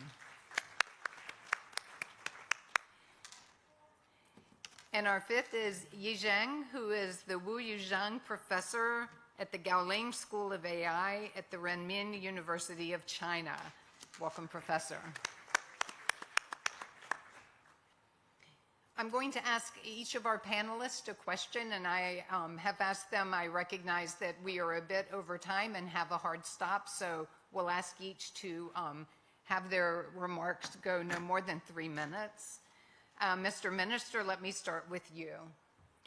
Nigeria has been at the forefront of AI governance leadership, and you also sit on the Africa AI Council. I would note that in my previous life with the U.S. Department of State, I have visited incubators in Abuja and with coders in Lagos, and I know what the vibrancy of that community is like in Nigeria. What are the key actions and enabling conditions needed to translate AI governance frameworks and aspirations into measurable outcomes? And where is greater collaboration most urgently needed? Thank you so much, Madam Chair. Let me start, of course, by appreciating the United Nations for putting together this inaugural gathering. I think the Secretary General of ITU mentioned in your speech that this couldn't be at a better time, and the pace at which it's being done is one that shows strong leadership, which I think is exactly what we need when we're talking about governance frameworks in artificial intelligence. The first step is that we need to be moving away from governance principles into practical systems, because AI is already something that we're living with every day. It's disrupting sectors, complicating business opportunities for both small, medium, and large businesses. So I think as governments or leaders in general, the urgent demand for us to be able to ensure that the governance frameworks that we're putting in place are actually meaningful is for us to start to look inward. As much as we co-create some of these governance frameworks together, I think each country will need to have clear strategies on things like how do we adopt AI in our country, and how do we go about measuring what we are also governing as well. So I think it starts from strategy. I think there's also a strong element of the way we look at AI that is focused around capacity building as well. How do we ensure that the government officials that are responsible for implementing these frameworks do have the understanding, and they can continuously be moving alongside development in this space as well. So building capacity, not just in terms of talent to build AI, but also capacity in the public sector, I think is extremely important in this space as well. But beyond that, I think I've always been a fan of saying, as much as we think through governance framework, we also need to think of the absorptive capacity for nations to actually put AI to good use. Because we can see all the development that we want to see in the world. In nations where connectivity is still not meaningful, you can see limitation as to how AI is applied, and then the ability of people to even govern in the first place. In spaces where infrastructure is not available, you already limit the application of AI and the ability to also build in context and as such then govern appropriately as well. And I think in cases where you also don't have the capacity to develop, where people just have to be consumers and they can't participate in development, you start to see the limitation as well. So for me, I think in practical sense, if we're going to make some of these changes, I think it starts with clear leadership, both political leadership. I think the leaders must have a clear understanding of why this is important. There will be a need for trusted institutions, because you can't really have governance systems in place if people don't trust the institutions that will implement the governance framework. We obviously also need to think through, carefully how we measure the impact of the framework that we adopt, whether it serves our purpose or not. And I think lastly is investment as well. Nations must prioritize investment in artificial intelligence, whether it's investment in compute or investment in talent. The same way we can articulate how much impact good connectivity will make to a nation is the same way we now need to be articulate the benefit and the impact of investment in artificial intelligence on the bottom line of every country, because this is now the key driver for GDP in most countries, as we're seeing. So it's important that we prioritize investments as well. Thank you. Thank you, Mr. Minister. I'm really taken by the use of the word trust. I think that's enormously important. Also, capacity building for the public sector, and of course, the issue of connectivity for those who remain not connected. And I know within the ITU and in the UN as a whole, that access has been a key priority.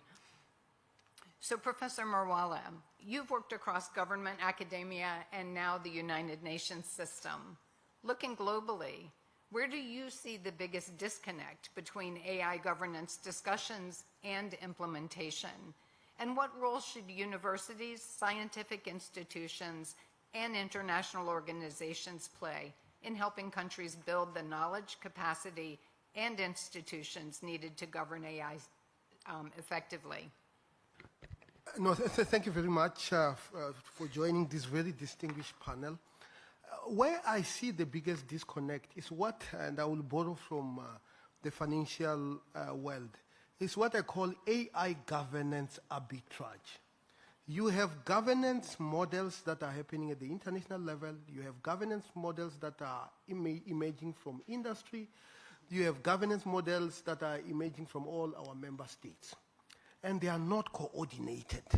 So somebody who is interested in data will go to a country where the regulations are not that strong.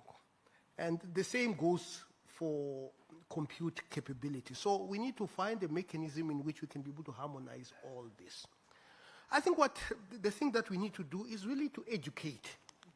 We need to educate the people about data, about algorithms. We tend to forget about algorithms themselves. We need to educate them about computing.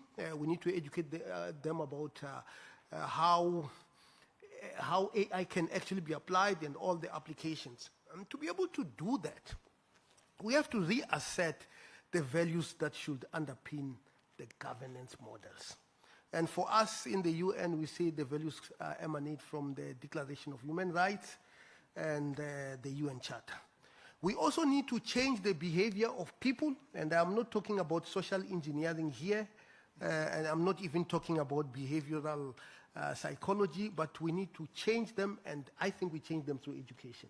We also need to develop mechanisms to incentivize good behavior around AI, especially companies, including companies. What are the mechanisms that make people respect some of these models that we have adopted? And we need to simplify and educate about policies and regulations and standards. I see Doreen is here. They are doing fantastic work on standards.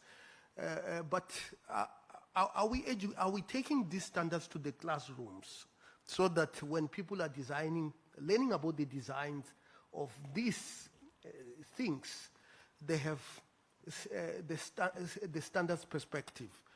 We also need to talk about how do we educate the legislators so that they can be able to craft legislations that make sense. I have read about the AI Act. I'm interested to see what is happening in my own continent with regards to regulations, with laws around AI. And finally, there are many institutions that are pushing this forward.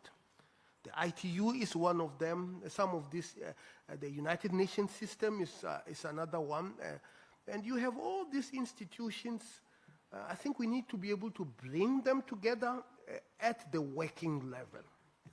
And this forum is good to bring them together at the dialogue level, but we need to also go to the working level. Thank you very much.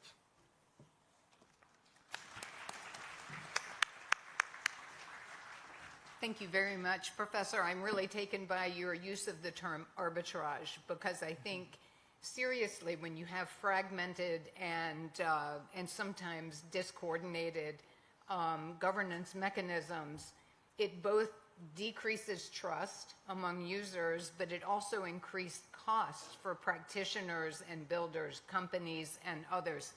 And there's really, again, what I hear again is the need for education in the public sector, legislators and executive branches, to be able to effectively provide the kind of leadership. Roman, I'm going to ask you this from the perspective of someone who is deeply involved in the discourse on responsible AI. What concrete steps can stakeholders take to ensure that all countries and communities can meaningfully participate in AI governance discussions and implementation efforts? Thank you, and thank you all for your attention. And I appreciate that question, because the power of artificial intelligence lies not in development, but in evaluation. Because what greater power than the power to define what is good and bad and right and wrong? True AI sovereignty is a combination of good governance and domain expertise. And that would require you to cultivate something that you probably all have in spades, and that's human capital. Only humans can understand context. Only humans can actually define model performance, because we understand, and we should be part of, how we want artificial intelligence to be used in the world. A few years ago, I started Humane Intelligence, a nonprofit organization, and we conducted evaluations all around the world with thousands of people.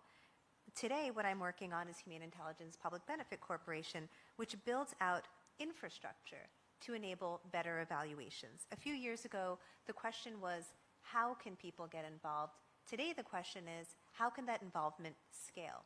So as every country invests in their AI stack, you think about creating expensive data centers, building expensive models, and hiring expensive talent. Often what is overlooked is the evaluations layer and the infrastructure needed to scale up individual perspectives into defining goodness of fit. Thank you. So what can policymakers do? First is creating independent evaluation bodies. The second is taking all of these standards for evaluation that are being built and operationalizing them from a regional and domain perspective. And then finally, linking these evaluations to procurement. In other words, no company or organization would be able to have a contract to build artificial intelligence for government and social sector unless they have met these requirements. All in all, this enables countries from moving away from being simply a recipient of the AI models being built in other places to directing the priorities of development.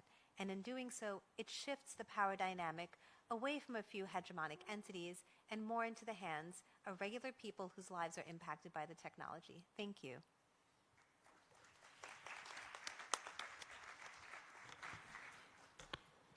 Thank you very much. I appreciate it. And the evaluation, again, is a way that you build trust and build certainty. And I think a very useful contribution. And thank you. So, Kate, your work focuses on ensuring AI is built with local context, data, and communities in mind. And from your experience, what practical approaches have been most effective in ensuring communities are not simply consulted, but become genuine partners in the design, deployment, and governance of AI systems? Thank you for the question, and it's a pleasure to be here. I think really that question underscores a philosophy, an operating philosophy that we've had at Amini, which is that consultation is not fit for purpose, and that true sovereignty or sovereign partnerships requires local ownership.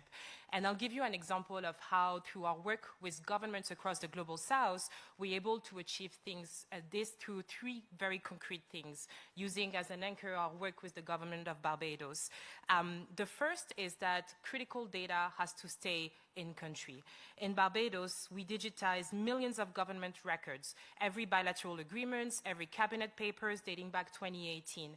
And that intelligent knowledge base lives in the country under Barbados jurisdiction on an infrastructure that the government controls. And that means that ministers and civil servants can tap into it, but critically, they can now access frontier model capabilities without having to ever send their most critical data outside of their border. countries shouldn't have to pick between capability and control or independence. Then secondly, we've talked a lot about capacity. Capacity actually has to transfer.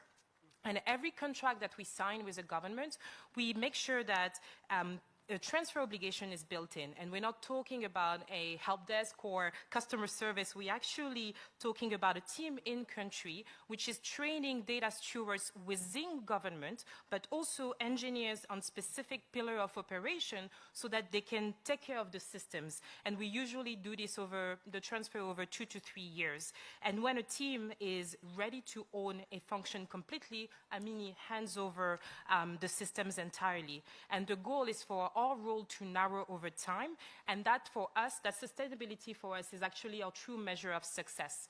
Then thirdly, the community needs to be able to build on top of it. And in Barbados, we open sourced what we call ChatBB, which is an AI assistant that's lowering the access to public services for citizens. And because it's open source now, any Barbadian developers can build on top of that infrastructure.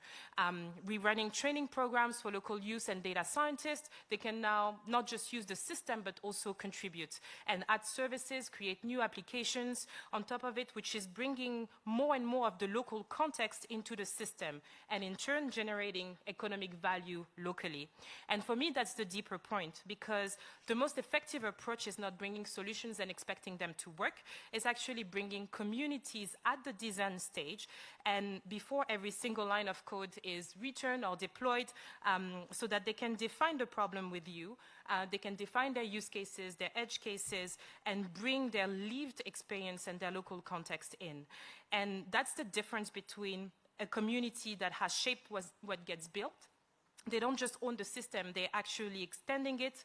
And I want to end by saying that local context in the Global South has always been our superpower. And right now, co-design alongside local partnership is what becomes true governance. Thank you. Thank you, Kate. And I just continue to hear such a strong theme of capacity building so that populations can own and benefit and really use, again, the promise that AI can bring. So Yi, many ethical AI principles are already well established. Where do you think the greatest implementation gaps remain, and how can international scientific cooperation help translate ethical principles into practical governance mechanisms that can be adopted across diverse countries and contexts? Yeah, you're right. I think there are broad consensus on the AI ethical principles already, not only in the UNESCO Ethics of AI recommendation, but also about the writings in the Governing AI for Humanities report from my UN high-level advisory body members. Well, when we actually translate these like around 10 high-level ethical principles into technical details, we map them into 90 different finer considerations. And then for each and every of them, actually we ask questions to language models. And you know what's really happening is that when we ask the language model about these questions, and then they got really good, like 98. But when I populate all the questions, like one question to 100 different ways of asking the same question, what is the result? The result is that they only get 58. What does that mean? That means application level language models does not pass even the world consensus. This is the real world status at this point.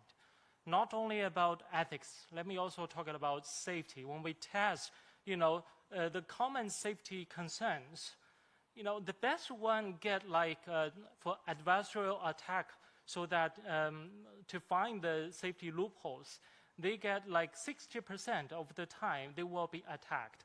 This is the best one. The worst one is 40% of the time they will be attacked. What does that mean? That means application level language model services for 40% of the chance that they're providing very risky services. This is what's really been happening now. So I think as a scientist, we must just speak for the truth. It's not only about how do we technically, dig into reality and to provide, this evaluation. It's not only about technology. The way that provide, groundings of these ethical principles also need people. Not only scientists that need to speak for the truth, that need to be balanced, but also we need general public to raise the literacy. We need scientists to help the world and the general public to raise the level of understanding of the current status of AI. There's no magic. It's only a machine that processes information, but that don't really understand information. Not only about technology, not only about the people that in these stakeholders, but also about the platform. Let me end by saying that when we wanted a more ethical and more safer AI, 5 years ago, we've been talking each and every question that we discussed here today, but none of the question has been solved within these 5 years. So what do we need? We also need a platform. I personally cannot find a better platform compared to the United Nations. When our UN advisory body on AI work, Antonio Guterres says that UN has not much money, has not much people to help us. So many people were criticizing the United Nations to do a better job. But what I'm thinking is that then offer your help, offer your money, offer your people to create a platform that can help us. No other platforms that can gather together 193 member states all together to consider about these questions in a very serious way. And I hope the next 5 years we could partially solve the most important challenges. Thank you.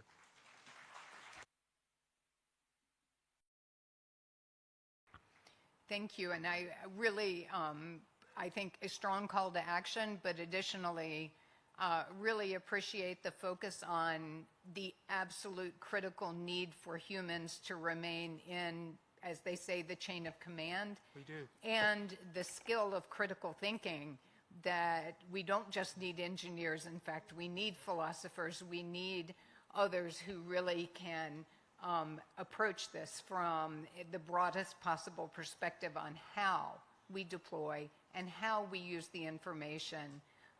And how we trust. And again, at the end of the day, we come back to trust. Voices from the general public. I like the argument from the Z generation that probably some of the application, we don't even have to build that. We should be very cautious what kind of AI we're bringing to the next generation. Thank you. Thank you. We have a few minutes left, and what I would really like to do is come back to the panelists for a very brief reflection. In looking ahead, how can this UN Global Dialogue on AI help address the most pressing gaps in today's AI governance landscape? So what is one concrete outcome you would like to see emerge from this platform over the coming year? And maybe just each person 2 minutes, and maybe we'll go in reverse order, and I will start with you, Ying. Well, if I may, I think there are two things we need to consider very seriously. I'm going to continue by saying AI ethics is not only about what we shouldn't do, but also what we should do. So for the Sustainable Development Goals, it's only 50% of the goals that has been achieved, but we only have a very few years left. So can we use AI as an enabling technology to tackle the rest of the challenges in global sustainable development? This is something that we should do actually together. Let me also end by saying that for this dialogue, we need some output. I agree with you. And if we are talking about ethics and safety of AI, definitely development of AI really need red lines. Ethics and safety of AI is not a backlash of the development of AI. Actually, it helps you to find the directions of developing AI. when you're getting to the wrong direction and then you're getting a little bit to another way, so that you keep a steady development, so the ethics and safety of AI will never hinder the process of AI development and application. It helps AI to develop in a healthy and steady way. Thank you.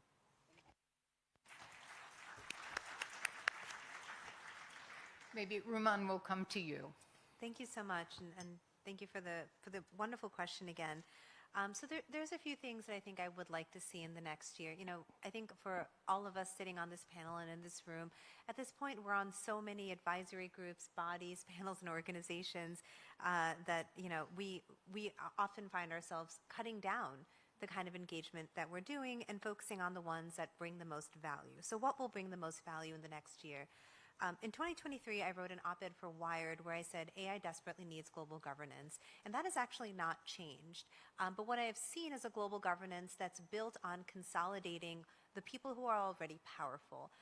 These dialogues present an opportunity to maybe reset the direction that global governance has taken. So one is I would love to see a concrete direction in incorporating and engaging global South and global majority countries. Again, you know, organizations like Kate's and mine have really focused on encouraging voices that are not always the voices in the room. The second thing I'd like to see is a discussion of sovereignty, yes, but sovereignty that doesn't lose the concept of cooperation. We live in a time that's very geopolitically fraught between countries, between regions, and frankly, it feels like we're heading into an era where we're actually rolling back some of the international cooperative agreements that we've seen, not just across countries, but also within technologies. So while I significantly encourage sovereignty and ownership of the models and the modalities in which AI is built, I also want to ensure that we engage in international cooperation rather than closing doors to each other. Thank you.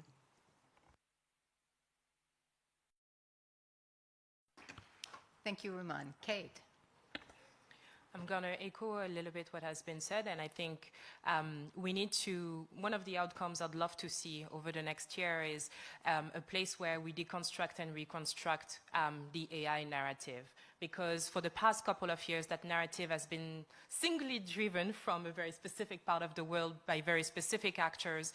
And they've taught us that, or made us believe that the only way to do AI is large-scale general purpose models and large-scale gigawatt factories, which is not the case. And it's been a pleasure sitting through the outcomes and the evidence base of the panel that were shown this morning, because we are now hearing exactly what is going on, and we're actually getting evidence of what is working or not on the ground. And I think we need more of those stories to be surfaced throughout the global South and the global majority. And then the second thing I think we need to support the companies who are trying and the builders who are trying in their own countries to push that agenda and help their countries develop themselves and look at AI in a different way. Give them a platform to surface their innovation. Support them on being on stages like this one, because they're the ones who will be the guardians of what AI becomes over the next couple of years. And it's not just going to be the people in this room, it is going to be the developers, the communities on the ground, and they have to be part of the conversation. Thank you.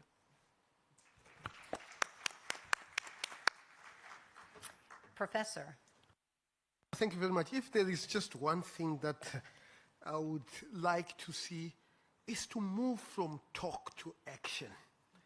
We really have been talking quite a great deal of taking the technology to the global South, democratizing access to the technology, but there has to be action, concrete action that requires all of us to come together.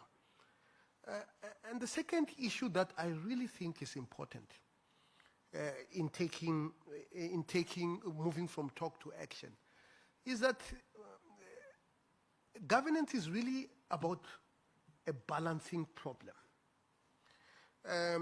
Professor Yi was talking about risk aversion. It's really about a balance between opportunity seeking and risk aversion. And where that balance should be, it's not very clear. It depends on many, many values that are varying. And I think if we could be able to be helped to find the right balance. And there are many places where this balance is necessary. Transparency versus security. If we have to make AI explainable and transparent, it comes at the expense of security. Where is the balance? Who determines it? Another one, which was also mentioned earlier, there's quite a great deal of AI that is being trained using synthetic data. What is the balance? Where do we draw the line between the use of synthetic data versus the use of authentic data? And who determines that? And then there's the issue of truth.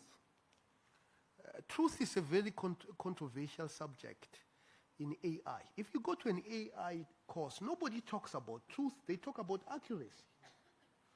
And the reason why they talk about accuracy is because the dominant version of AI, which is based on backpropagation, assumes that you can differentiate a function. And if you can differentiate a function, it can't be discrete like truth. And that is why, as long as we do not find a new paradigm, then we are always going to be talking about these issues. We need to invest in new paradigms to deal with algorithmic limitations of AI. Thank you.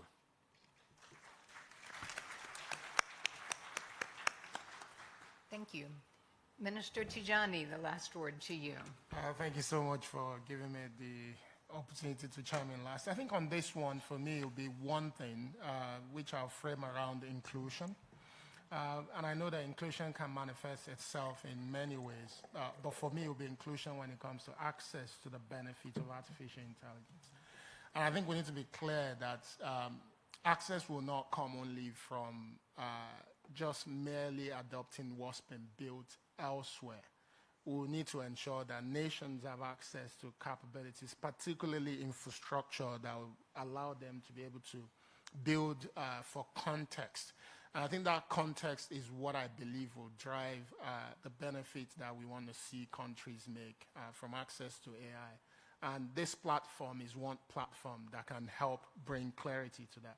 Whether we're talking about clarity on access to shared compute, for instance, within regions, amongst closer countries, or beyond, or we're talking about how we deepen what I mentioned earlier, the critical prerequisite for nations to use AI. Because I think we're not talking enough about the fact that there are prerequisites. There are things that must be in place for nations to truly appropriate AI. And if we don't invest in that, if we don't find ways to drive investment and support for this infrastructure, the gap that we're going to see with artificial intelligence will be bigger than what we were battling with when we were talking about the emergence of internet. This is going to be bigger because you have those who have access to AI and have used it more diligently, and those who don't have access just because the infrastructure is not there. Thank you.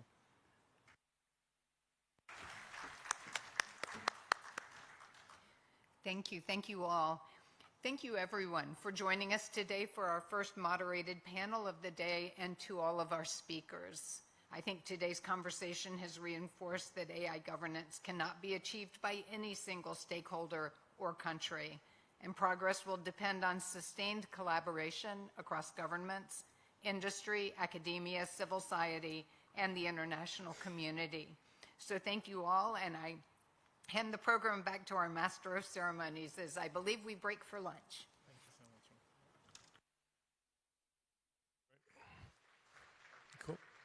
Thank you very much indeed, Whitney, for expertly guiding this discussion. And we would also like to express our sincere appreciation to you and all the distinguished panelists for sharing their perspectives, experiences, insights, and to all the participants who contributed from the floor. Thank you very much indeed, everybody. So if you could please take note of the previous information, that was to please clear the room as quickly as possible. We are going to be reformatting this room, so take your belongings with you. Unlike the aeroplane, please take everything with you, and please stand up right now and leave the room so that they can reconstruct it again, which will be rooms A, B, and C, and we wish you a very good lunch. Thank you.